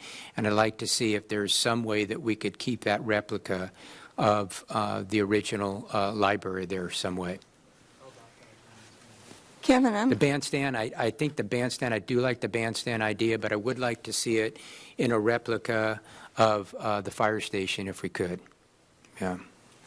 I'm not sure that I understood what you said. Obviously, Joe did, but the fire station was built, and then connected to it was another building that had several uses in it, one of them being the library. So, and that's on the east side. So were you saying you want that building, the single-story building on the east side preserved? If the fire station would go down, and then that L shape, those would all be torn out too. It's just that one that's specifically on the corner there to see if that can be preserved. On the front corner or the back corner? The front corner. The front corner. Yeah. Mr. Mayor, just some clarification. You said you wanted the bandstand as a replica of the fire station? Well, if we could, if you could make it look like what that fire station used to, like, I know, like the hardware and whatnot that you put up there, I'm assuming there's going to be an awning that's going to be there. Oh, I see. That type of thing, and make it kind of a replicate of what the fire station looked like. I know that's a lot, but you asked for suggestions. All right, so Sean, do you have anything? Yeah, it just dawned on me when you brought up the fact that it used to be Old Cemetery, because I keep getting inbound on all these questions. Are all the bodies gone? And I know back in 2009? We had people go through with meters, and they found no signs of bones. Yeah, they used ground penetrating sonar, and they verified that there were no bodies buried 6 feet under there, right? Well, there are no bodies buried in the part that could be sonar'd. That's right. What we don't know is what's underneath the chamber building. Right. If anything. There's a Maybe rumor Jimmy that Hoffa. 4 graves were not moved. Wasn't there, my understanding too, there was a couple of them that were never really identified. In other words, there were some records that they were never able to really I find. thought they just couldn't find relatives Yeah. to sign off on Yeah, them. and that could very But well be true. They may have been moved or may not have been moved. They didn't know, but there's a rumor that there were 4, but they weren't in the park, but they might be under the Chamber building, which was built later. Okay. Well, there you know, we're talking. So Just to be clear, Joe, maybe you'll have some comment about Sequin Archaeological Resources and what needs to happen in a situation where there is a question about is. that You'd when have you're to have an demolition, archaeologist on. when you're. yeah, we would definitely analyze that when we do the initial study to see if we have to dive deeper into that through the CEQA process. So that's correct. City manager's absolutely right. We'll have to analyze that as part of our preliminary initial study for CEQA. But I also wanted to see if we could get a little more information from the council. I know Councilmember Craven indicated that a splash pad would be inappropriate at Dizdar, and I think that would probably apply to the courthouse property as well, based on her comments. But I'd like clarification on that, and I'd like input from the council as to whether or not there's support for a splash pad at one or the other property or not at all. Well, just to clarify, I can only support picnic tables and benches and grass at the courthouse. So anything else, I'm not supporting. I'd like more information about the cost. I still hear quite a few community members in support of a splash pad, so I'd like to at least have more information about cost. Do you have a preference on which side? Jim. Council, in terms of practicality and use of the future spaces, if council wants to go for a splash pad somewhere, staff's recommendation would be at the courthouse site. And the reason is because the Dizdar site, especially if you're going to continue to use it for musical performances, festival, and the like, there's just not going to be enough room on the Dizdar site. Plus, the Dizdar site has a lot of trees, and the last thing you want is a lot of tree debris at your splash pad. In fact, Tully could keep us entertained for the next 3 hours on splash pads because he's got a lot of experience about what they had to deal with in Ventura. I'm not asking him to speak right now because I would like to go home tonight. But my recommendation is if you're looking at a splash pad, try to work it into the courthouse site. Plus, if you're looking at activating that area and you want to bring people to that area, the splash pad would be bringing children and their parents, into the heart of Old Town. So please keep that in mind.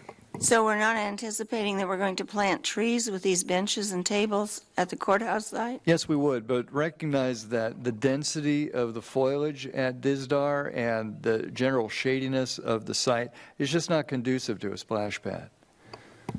The corner where the chamber building is might be. Yeah, and you can convince the rest of your council members that might be a good idea. Although I could not honestly support a splash pad on a busy corner like Ventura Boulevard and Glen. That just is not conducive to child safety.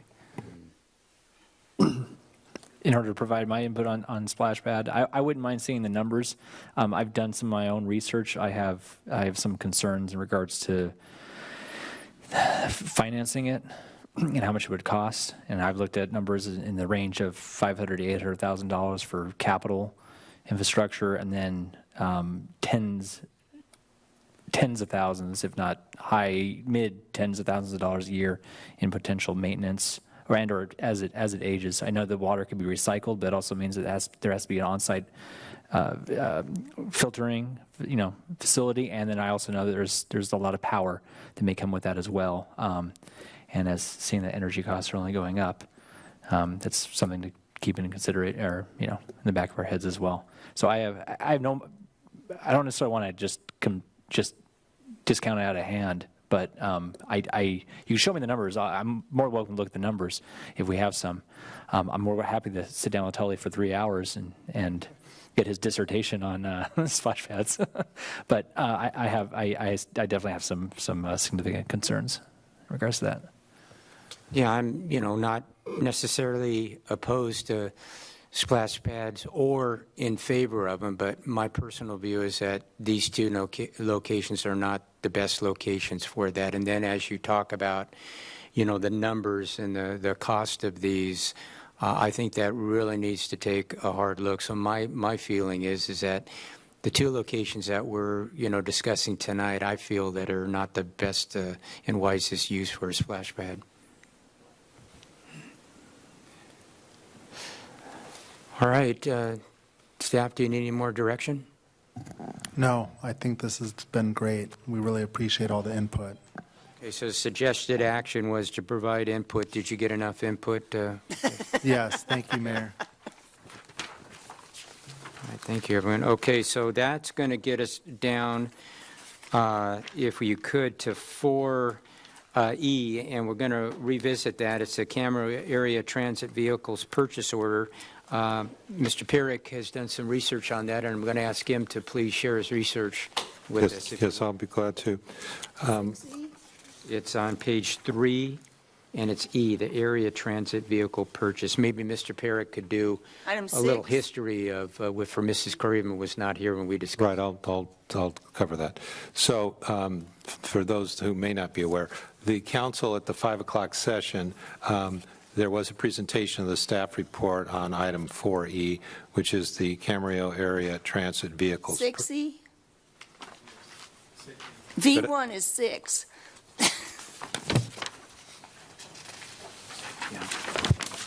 You're right. 6E. 6E. 6E, page 3 of the agenda. Camarillo area transit You're right. vehicles purchase order. There was a staff report that was presented at the 5 o'clock session. There were only 3 council members present at the time.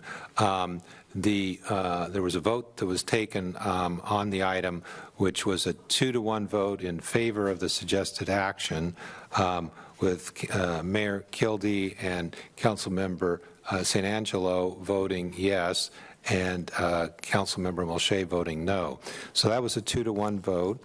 I advised at the time that it was my belief that in order to spend money, that you would need to have a majority of the body, and since it was a 2-to-1 vote, that's 2's not a majority of 5.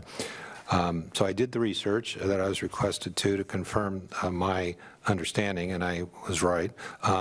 In Government Code Section 36936 reads, resolutions, orders for the payment of money, and all ordinances require a recorded majority vote of the total membership of the City Council, end quote.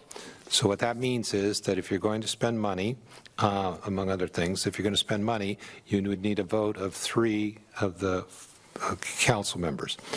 So what your choice is at this end, and when I had mentioned that at the 5 o'clock session, Mayor Kildee indicated that the item would be held over to the 7:30 session in order for me to do that research and report to you on the results of that research. I've also reviewed the rules with regards to motions for reconsideration, and since there was a vote on it earlier. So a motion for reconsideration may only be made by a member who voted in the majority on the original motion. So if the council is going to reconsider the earlier vote, there would need to be a motion for reconsideration, and it would need to be made by either Mayor Kildee or Councilmember St. Angelo. Then that would be one motion. If it gets a second and there's a vote in favor of reconsideration.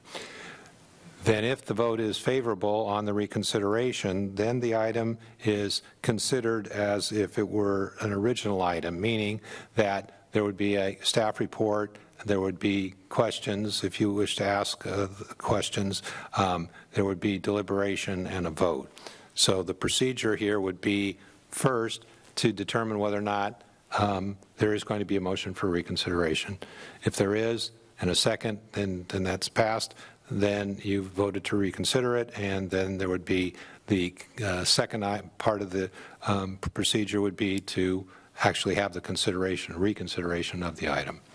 Does the second have to be from those that voted affirmatively on that? Or No, the second can be by anyone, but the motion has to be made by someone who voted in the majority on the original motion, which was Mayor Kildee and Councilmember San Angelo. So one of you two, if you're going to, there's no requirement, of course, to do a motion for reconsideration, but if you're going to do it, that's the procedure. I would like to move that we reconsider item 6E on the Camarillo Area Transit Vehicles Purchase Order. I'll second that. Do we vote on that? Since I wasn't here, can I vote? Yes. Any further discussion on it? Please vote.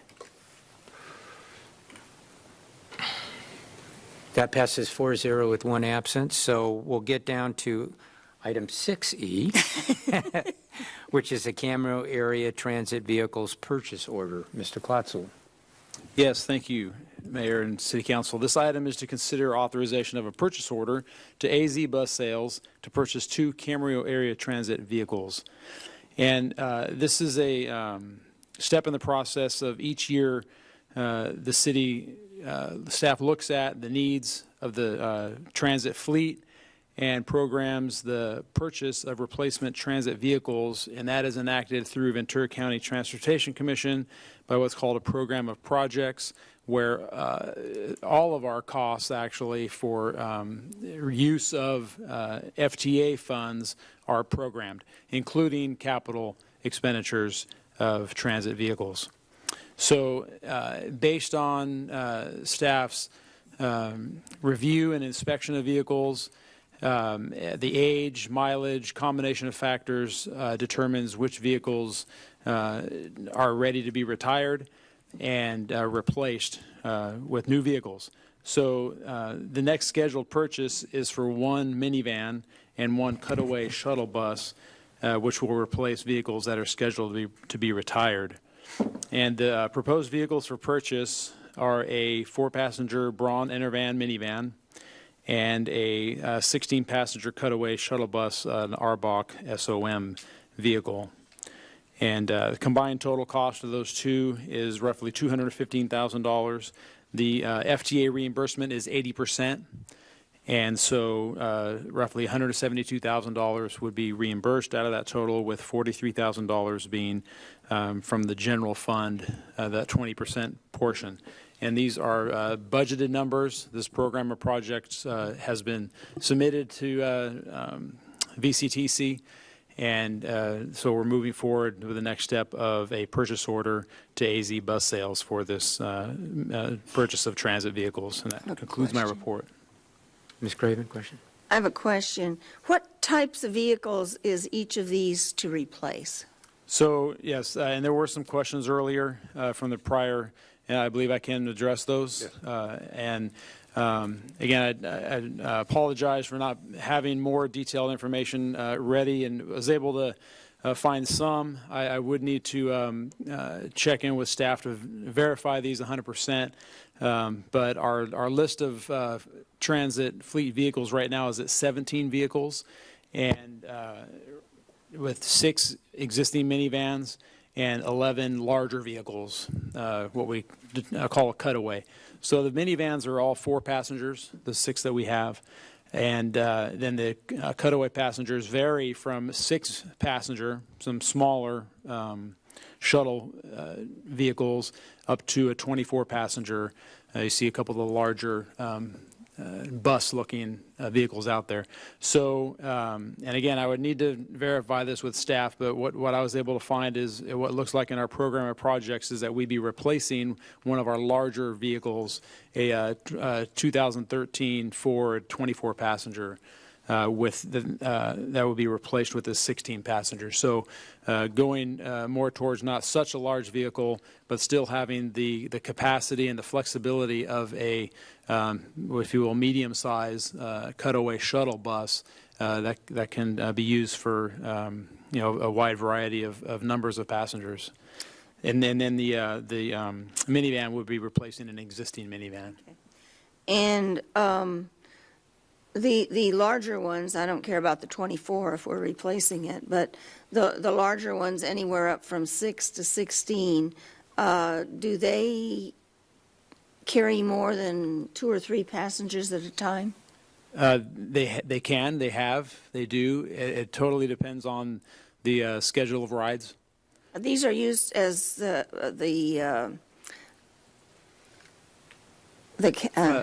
for fixed route? Yes. And then also for dial-a-ride. Okay, so they're used for both. Correct. Okay, thank you.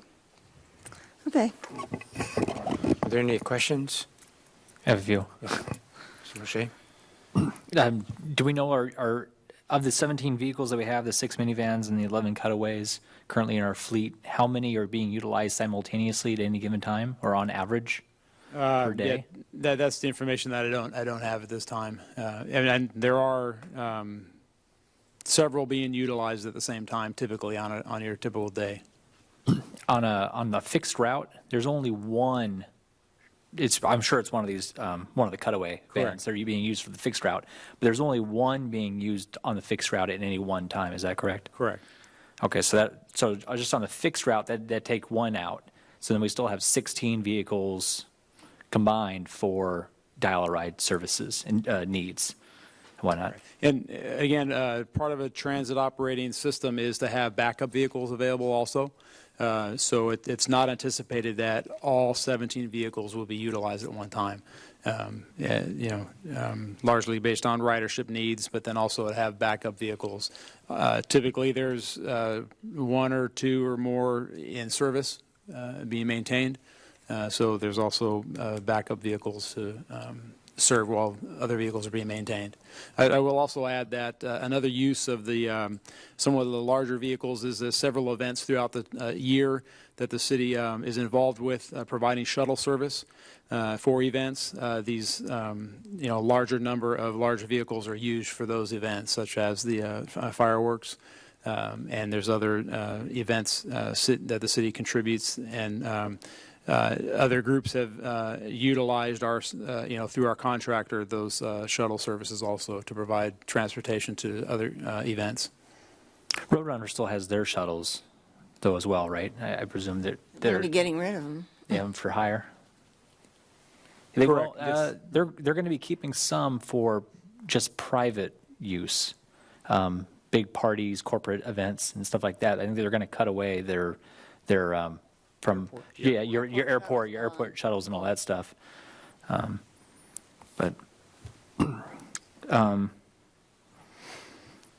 Oh boy, there's a question there, but now I lost it. So maybe I'll ask it in a minute. I do have some comments once we're done with questions. Any other questions? Yeah. Comments? Go ahead, Sean, please. Yeah, comments and to fill in Charlotte a little bit while she wasn't here. Obviously, I was the lone no vote on this, and my reasoning was this: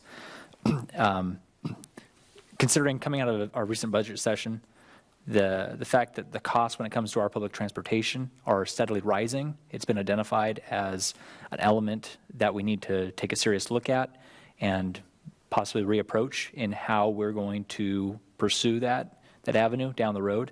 What constitutes our public transportation, what form it takes, and what kind of partnerships we may or may not form with other agencies or organizations or whatnot.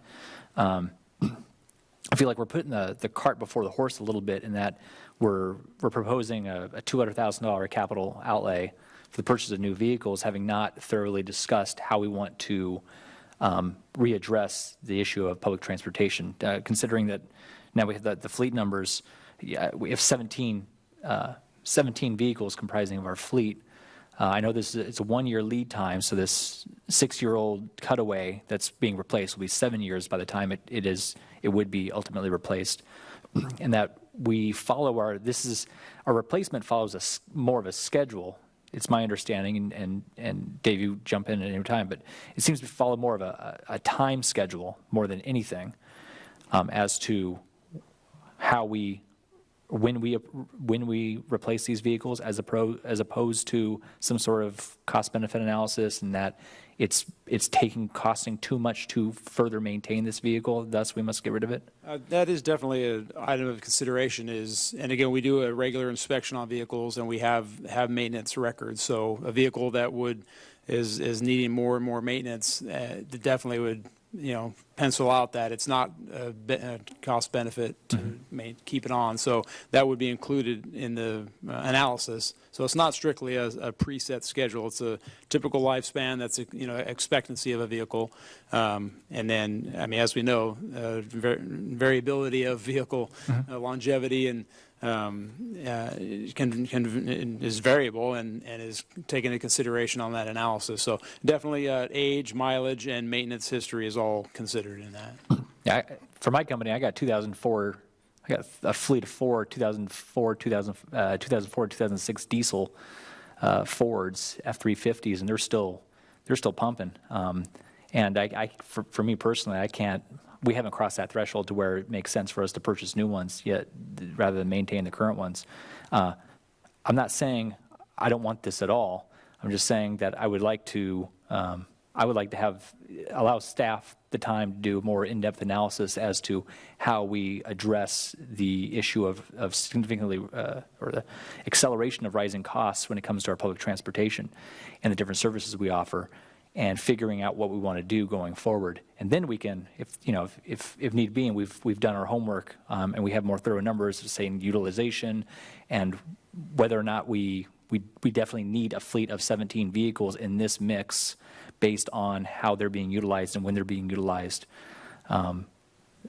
If the numbers work out, then I support it then. I don't see necessarily any harm in kicking this down the road a few months or later this year. Staff has indicated that they'd hope to come back to us with an analysis of this transportation issue by late fall, as I understand it.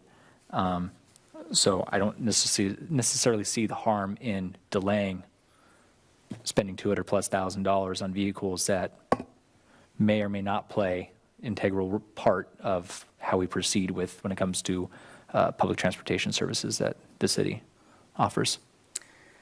Well, oh, I'm sorry. I don't have any more questions. Any other comments I have on this? comments. Yeah, comments, Ms. Craven?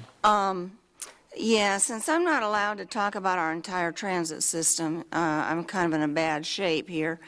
But I do know what's here tonight.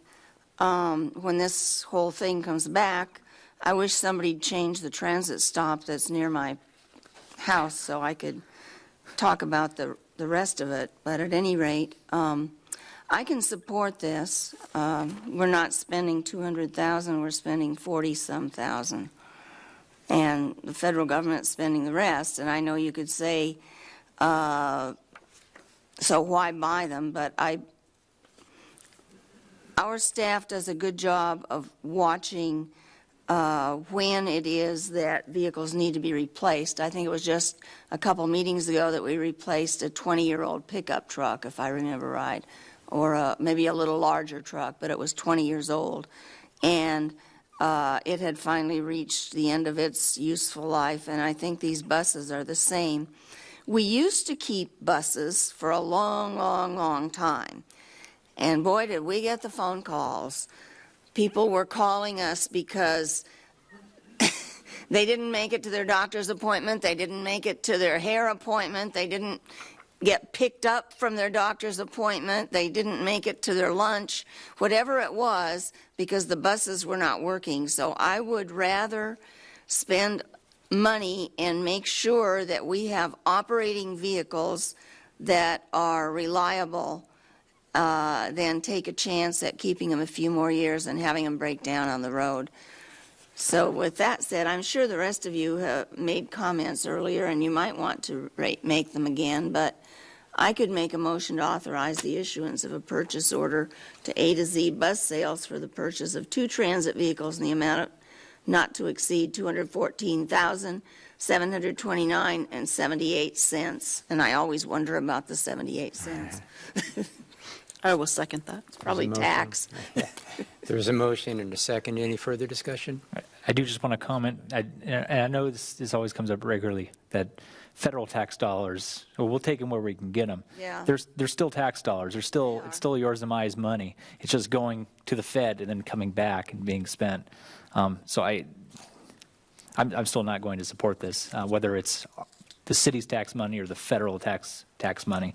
But Well, it's coming through an intermediary, so if we didn't use it, somebody else would. It wouldn't go back to the federal government. Please vote. That passes 3-1 with Mr. Mulchay opposed and an absence. Okay, so that gives us down to new business. Mr. City Manager, anything tonight? No. Just a point of order. Are we going to open the special meeting and handle that item Yes, first? we are. Thank you for reminding me of that. I appreciate it. We do have a special meeting. I believe we did open it. Did we open it? Yeah, that was opened earlier. Yes. Okay, so with that, I did open the special meeting, and let the record reflect that all council members are here except one that's absent. It's a departmental item. It's a Camarillo Ranch Wedding and Event Management Services. Do you want to give a staff report on that? Yes, I do. Thank you. On April 3rd of this year, I received a letter from the Camarillo Ranch Foundation requesting an ad hoc committee meeting of the City Council by which to meet with an operating task force of the Camarillo Ranch Foundation to discuss the current operating agreement and to specifically request that the city take over full responsibility for the maintenance of the ranch's structures and grounds. Subsequent negotiations ensued, leading the city to draft a proposed lease agreement that was swiftly and summarily rejected by the Camarillo Ranch Foundation. Also, at the same meeting, which was on June 17th, the foundation delivered us a notice at that meeting terminating the current operating agreement in 90 days. However, the foundation president, Mr. Devlin, stated that the foundation was open to continued negotiations. Although negotiations with the foundation may continue, the foundation's issuance of a 90-day termination notice prompts the city to plan for the continuation of booked weddings and events should the parties fail to agree by September 15th, 2019. The City Council is committed to ensuring that all booked weddings and events at the Camarillo Ranch continue as planned and by whatever means necessary. The City Council is also committed to making the Camarillo Ranch a venue available for future bookings of weddings and events. The issue of a request for proposal for wedding and event management services does not obligate the city to award a contract for these services should negotiations with the foundation result in a new lease agreement or for any other reason. Camarillo Ranch staff currently employed by the foundation will be encouraged to submit a proposal. Our suggested action is you direct staff to issue a request for proposals for wedding and event management services at the Camarillo Ranch. Okay, do we have any questions of Mr. Norman? Okay, what's the will of the council? I will move to direct staff to issue a request for proposals for wedding and event management services at the Camarillo Ranch. I have a question. Yeah, well, that's. I'm sorry. Oh, I'm sorry. Sorry, no, and I thought of it just as you were making your motion. And this is probably directed towards either council or city manager. The request for proposal is it's not just going to be an open request. There's going to be some specificity to it. Am I correct? In terms of what the potential length of time is, what the services we're requesting are, just the basic parameters, I presume. Yes, of course. Is this, what other opportunities will council members have for input on that RFP prior to it being sent out? What is council's desire? And now, What we're let doing. me withdraw my motion so we can have some. Okay, I'm sorry. I would request, maybe we include in the motion that it come back to, and I don't know if it can, but come back to, coming back to council may slow it down and getting it out. I don't know if it can come back to ad hoc committee, Charlotte and I, the city's representatives on the ad hoc committee, so we can review it and just make sure it jives with everything we've spoken to about thus far. Staff supports that. Okay. Good. Yeah. Anything else? Okay. Ms. Craven, I believe you're in order. Any other comments I should ask first? Okay, go ahead, Charlotte. I'll move to direct staff to issue a request for proposals for wedding and event management services at the Camarillo Ranch. Can I amend that motion? I'm sorry? Can I amend the motion? Or Ask the maker of it. ask the Okay. maker of the motion to Suggest the wording. direct staff to issue a request for proposals for wedding and event management services at the Camarillo Ranch and seek input and approval by the ad hoc committee city representatives? How about the Camarillo Ranch Committee or the ad hoc committee? The ad hoc committee. I would say just the ad hoc Yeah. committee. Yeah, ad hoc committee. The city representatives Yeah. of the ad hoc committee? Yes, Right. that would be preferable. Okay, that's fine. Okay, there's a motion. Is there a second on that? I can second that. There is a motion and a second. Any further discussion? Hearing none, please vote.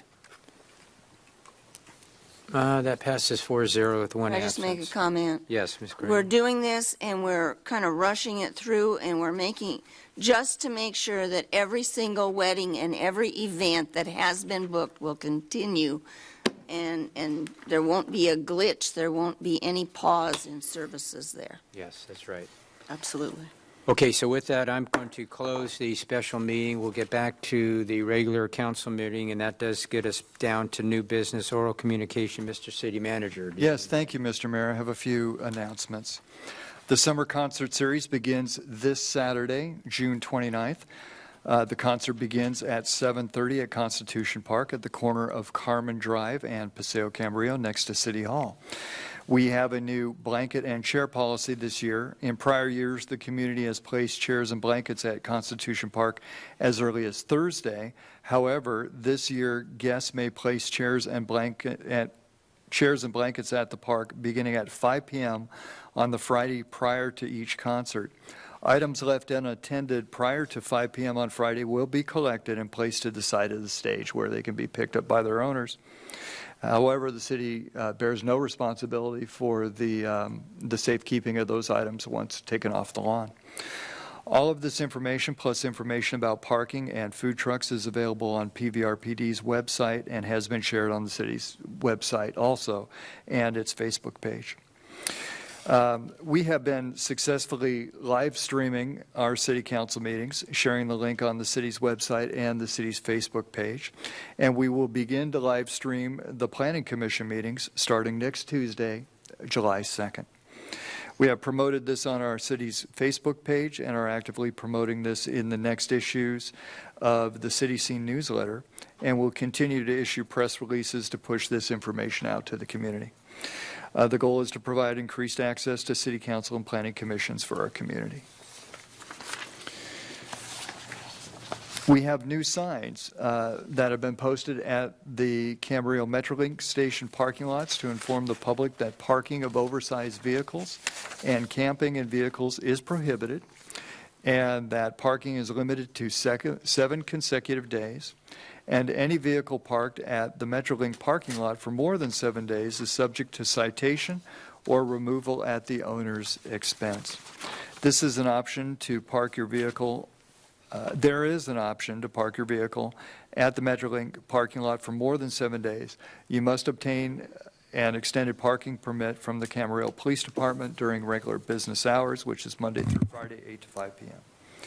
And provide your train ticket that demonstrates the duration of travel. As for the 4th of July, the city's annual 4th of July celebration will see some changes this year due to anticipated construction at Adolfo Camarillo High School, making the football field unavailable for use. They're converting the natural turf to artificial turf. The gates for the event will open at 7 p.m. Admission is free for all attendees. free shuttles for the Metrolink station. Free shuttles are available from the Metrolink station or behind the Technicolor building. And all seating and viewing will be from the home bleachers of the stadium. There will be no field seating. No coolers, chairs, umbrellas, etc. will be allowed inside the stadium due to limited space, and fireworks will begin at 9 p.m. We are pleased to share that we will have an added bonus this year to help offset the limited space available at Camarillo High.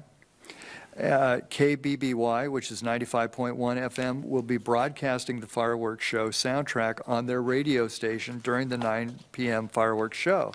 So you can listen to the fireworks soundtrack on the radio and enjoy the show from wherever you decide to watch the show. So you don't have to actually come to the stadium. Pleasant Valley Fields in Village at the Park will be open this year for viewing of the fireworks. All of this information, including details on what you can and what you cannot bring with you to the fireworks show, is available on the city's website and is being shared on the city's Facebook page.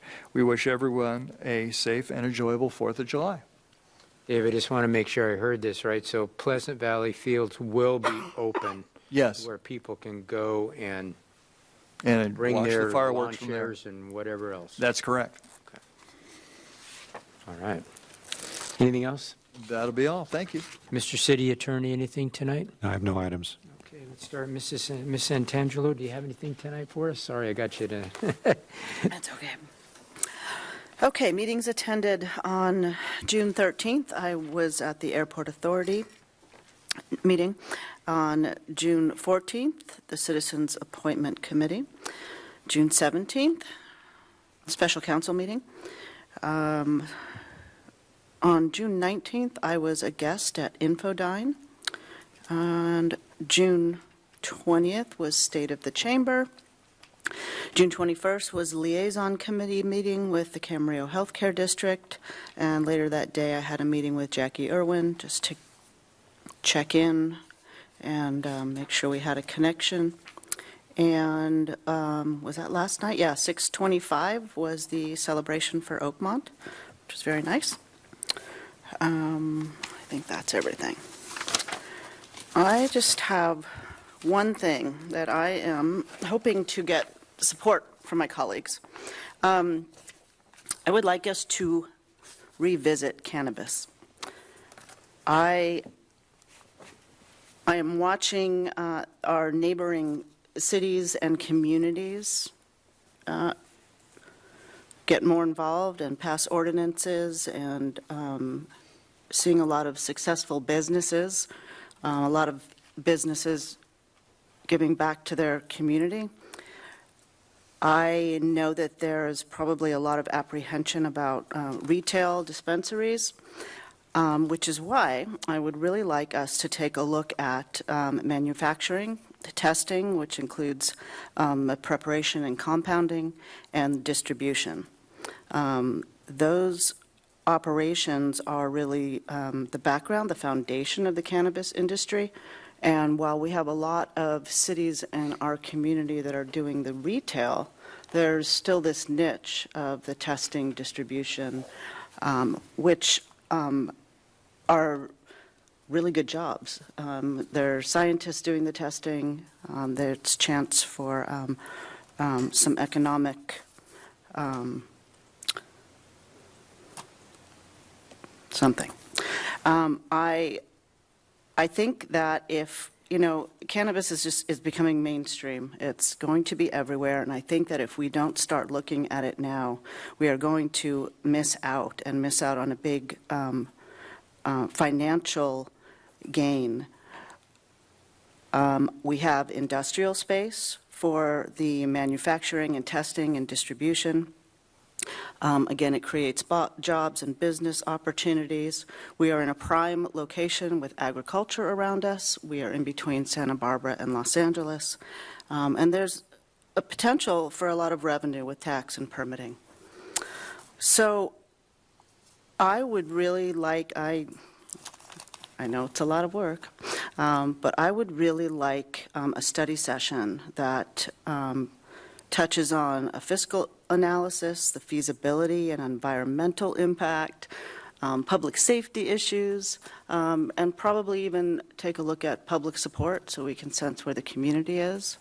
I know that there a lot of the cities who are working on this right now have a lot of this information, so maybe we can borrow some things. Thousand Oaks is setting up a testing facility. Yeah. They really are good jobs because they do employ scientists, and so I would hope to get some support from a colleague so we can at least take a look at what's out there. I don't want us to miss the train. I would add my support to that. I would add that the regulations, amend the study session to also include regulations, whether it's state regulations or city regulations as they exist now, and whether they restrict or to what end, particularly our city regulations. To what end do they restrict, and do we need to reanalyze our specific ordinances and or regulations if they restrict any of these things? I have a little bit of apprehension when it comes to retail and when it comes to grow houses. Those can stay in Carpinteria for now. That's perfectly fine. I don't know where exactly you'd put it in Camarillo anyway. But when it comes to testing, labs, and I wrote these down: testing, labs, manufacturing. Those are the kind of ancillary or accessory to the retail and everything else. I think that could be, I think that's a good compromise. I think that's something that Camarillo can serve. I think we already have lots of engineers, and we have people in the biotech sphere and whatnot, and those kinds of things would complement a lot of the people that already live here and people that we're looking to attract. And the kinds of jobs we're hoping to cultivate. I think it does complement the economic development strategic plan as well. Okay, so did I hear there's 2 council members? Okay. All right. Thank you. Is that all? Ms. Craven? I attended the Camarillo Ranch Foundation Ad Hoc Committee, the Citizen Selection Committee. I also attended I don't know what you'd call it. I went out to the I went out to the spreading grounds that United Water Conservation District owns to watch the receipt of the first of the $3 million worth of water that Fox Canyon paid for. It was surplus water at the state, and it's very unusual that they have surplus water at this time of year. And so they let it come down and sold it very cheaply to whoever could have it. And so that water is going straight down into the aquifer, and we at Fox Canyon felt it was a good use of our money. The money had come from fines and penalties. I attended a VCOG annual dinner. I attended the investment committee meeting, and today I attended the Fox Canyon Groundwater Management Agency meeting. And I do want to explain that I came in very late because they were set to adopt a water allocation ordinance which would affect all of the cities and everybody else who gets water in the Fox Canyon groundwater base area, aquifer area. I think the staff must have done a good job. I've heard that if you make everybody mad, you did something right. Well, there wasn't a single person in the room who liked it, which was unusual. In the past, we've had, in previous versions, there's been somebody who liked something about it, but it was not ready for prime time. And so they are going to bring it back at a special workshop and then a meeting. And I'm hoping we can adopt it, or maybe we'll go on without an allocation plan. They will spend the rest of the staff time on developing the groundwater sustainability plan, which has to be adopted before January 1st. And then we'll work on the allocation plan. I'm not sure how it's going to work, but we did not pass it today. Sunday, I attended the Pleasant Valley Historical Society's reception for their expansion plans. They invited all the people who had been named Dones and Donias to a reception, and quite a few of us went. So I don't know if you've seen their expansion plans, but they're kind of sketchy here, but it looks pretty good for that what used to be our old water building. And so I thought I would hand these to Jeffrey, and maybe she can put them in the Daily Mail someday and let everybody see what they're hoping to put up. They're going to have to collect more money, but it was a good meeting, and I really enjoyed hearing about their plans. And finally, I tell every year about our flag. This flag came from the family of former council member and mayor Bob Pena. He, when he passed away, he had been a Korean War veteran, and when he passed away, this was on his casket. The family didn't know what to do with it, so they brought it to the city and asked us if we would take it, and we told them that we would hang it up every year for people to recognize during that period that's often called the patriotic period from Memorial Day to the 4th of July. So this is in memory of former council member Bob Pena. And that's all I have. John, anything tonight? Meetings attended. Thursday, June 13th, I had a airport authority meeting with Ms. Santangelo and I. We also, earlier that day, we had a Camarillo ad hoc committee meeting, of which we already know what the result was of that. We've already been discussing that. Monday, June 17th, we had a special city council meeting with all you fine folks. Thursday, June 20th was particularly busy. I ended up just taking the whole day off from work just to attend all this, but I attended, started in the morning with the WaterWise breakfast for the Water Association. I attended the State of the Chamber at Spanish Hills. I attended the Economic Development Collaborative Board meeting in place of Mr. Tremblay, where they published a report. I think all of councils got clued in on this in council mail already, but they did a peer-reviewed analysis of businesses in Ventura County and whether or not they are leaving in droves, as everyone, as we always hear, right? Everyone's moving out of California, moving out of going to Arizona, Nevada, or Texas, and the like. And they did a pretty comprehensive study, and the data that came back, they were suspicious of it because it contradicted that notion. And they had it peer reviewed, and they're putting forward, and it was already published in the Pacific Coast Business Times. It's been included in a few emails that have been bandied about from different organizations that have economic stake in our region. But it's actually saying that we have been a net importer of businesses over the last handful of years. We had one little dip back, I think it was like 9 years ago. Outside of that, we've actually been bringing in more business than has been leaving. The types of businesses, though, is kind of interesting in that, the lower paid, the lower skilled types of jobs, the smaller ones are going, and some of the bigger companies are going. But we're getting companies that provide higher pay, that require a higher skill and or a higher set of degrees. So it's got a little bit of a mixed bag, but all in all, on the whole, we are a net importer of businesses.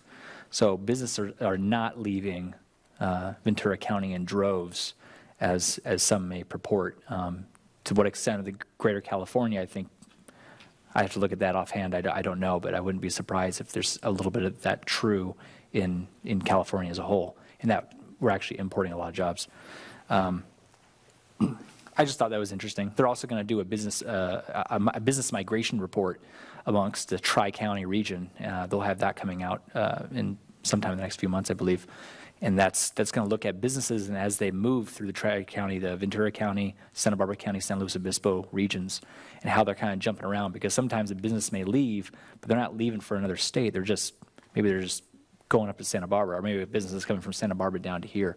And I'm kind of looking forward to that. I got sidetracked there. I also did, later that day, I did a ribbon cutting for TriStar Home Care off of Dawson. They provide in-home care for the elderly. And that was really great too. Monday, June 24th, I had an investment committee meeting with Mrs. Craven. And I don't have too much else to add other than I appreciate the city's efforts in expanding the live streaming to include Planning Commission. I think that's great. Happy 4th of July. Pleasant Valley Fields are open. My wife and I are going to be setting up chairs out there. As we do every year, whether that gate is locked or not, I'm setting up a chair there. So, and then I just want to welcome everyone, or encourage everyone to come on down to Braxton's Kitchen tomorrow for ribbon cutting. I have a special spot in my heart for breakfast cafes, and if I wasn't in the cabinet business, I'd probably go open one myself. There's just a great little new addition right up here, right up the street off of Carmen, taking the spot of the former breakfast cafe. But it's a great little place, and I have a little dog, and I like to bring my dog on the patio, and there's not very many places in town where you can bring your dog. It's great. My wife and I we've eaten there almost every weekend now for the last 3 weekends. So I think it's just a great little addition to our community.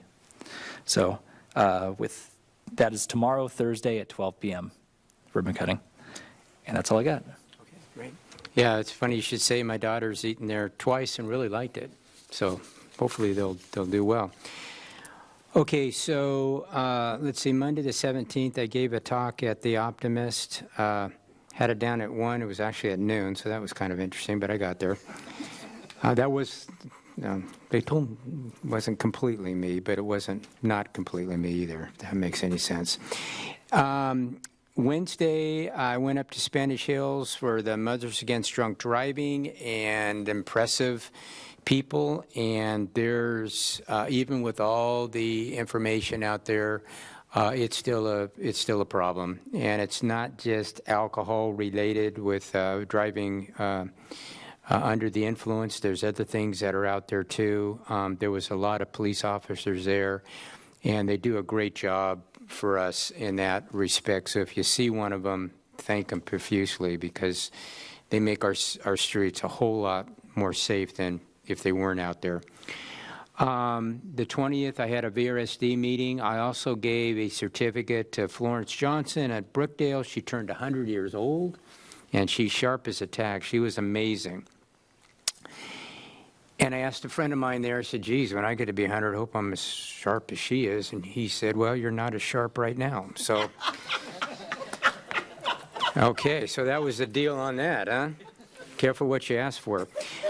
Okay, also we had the VCOG annual dinner. I know Mrs. Craven was there up in Thousand Oaks, and that was a really good event too. Friday the 21st, we had a liaison committee with the healthcare district. I also had a phone call from Oakmont, and I had another individual I met with about the 5G. I met with her for about an hour and a half and learned a lot with that. And I also had a phone call from a Boy Scout, Isaac Kent. Unfortunately, I didn't go to the Pleasant Valley Historical fundraiser. Didn't attend that. I should have been there, but I had it down for this Saturday or this Sunday, but I didn't. That's not right. It was last Sunday. Tuesday. Free day now. Yeah, look at that. Tuesday, I was up at Spanish Hills again with Oakmont, along with Miss Santangelo, I believe, was there as well. Kind of a meet and greet. It was kind of cool. On the Chamber of Commerce, State of the City, not State of the City, the State of the Chamber. Actually, the city received a certificate, and it was a gold level membership award from the Chamber of Commerce for appreciation of 22 years of membership. So we've been a member from the city for the Chamber of Commerce for 22 years, so that's really cool. Didn't you receive a certificate? thought Yes, you've I been- did. You've been a... Yeah, you- no, Mr. Molche received it and gave it to me, right? Because, No, you yourself for yes, I did. I'm Kildee sorry, Clothing. yes. You, Too many, yeah. you were like we one of the actually- longest... Yeah, we're actually the longest chamber member, and it's 65 years. You as a company. Yeah, as a company. My dad started the business, so, yeah, I was there. And so we've been a member of the chamber longer than I am old. And I can't say that too much, so I'm going to say that. At 50 years, you were the longest. Old habits die. Remember that? Yeah, well, you know, we're 65 years now and still going strong. What do you know?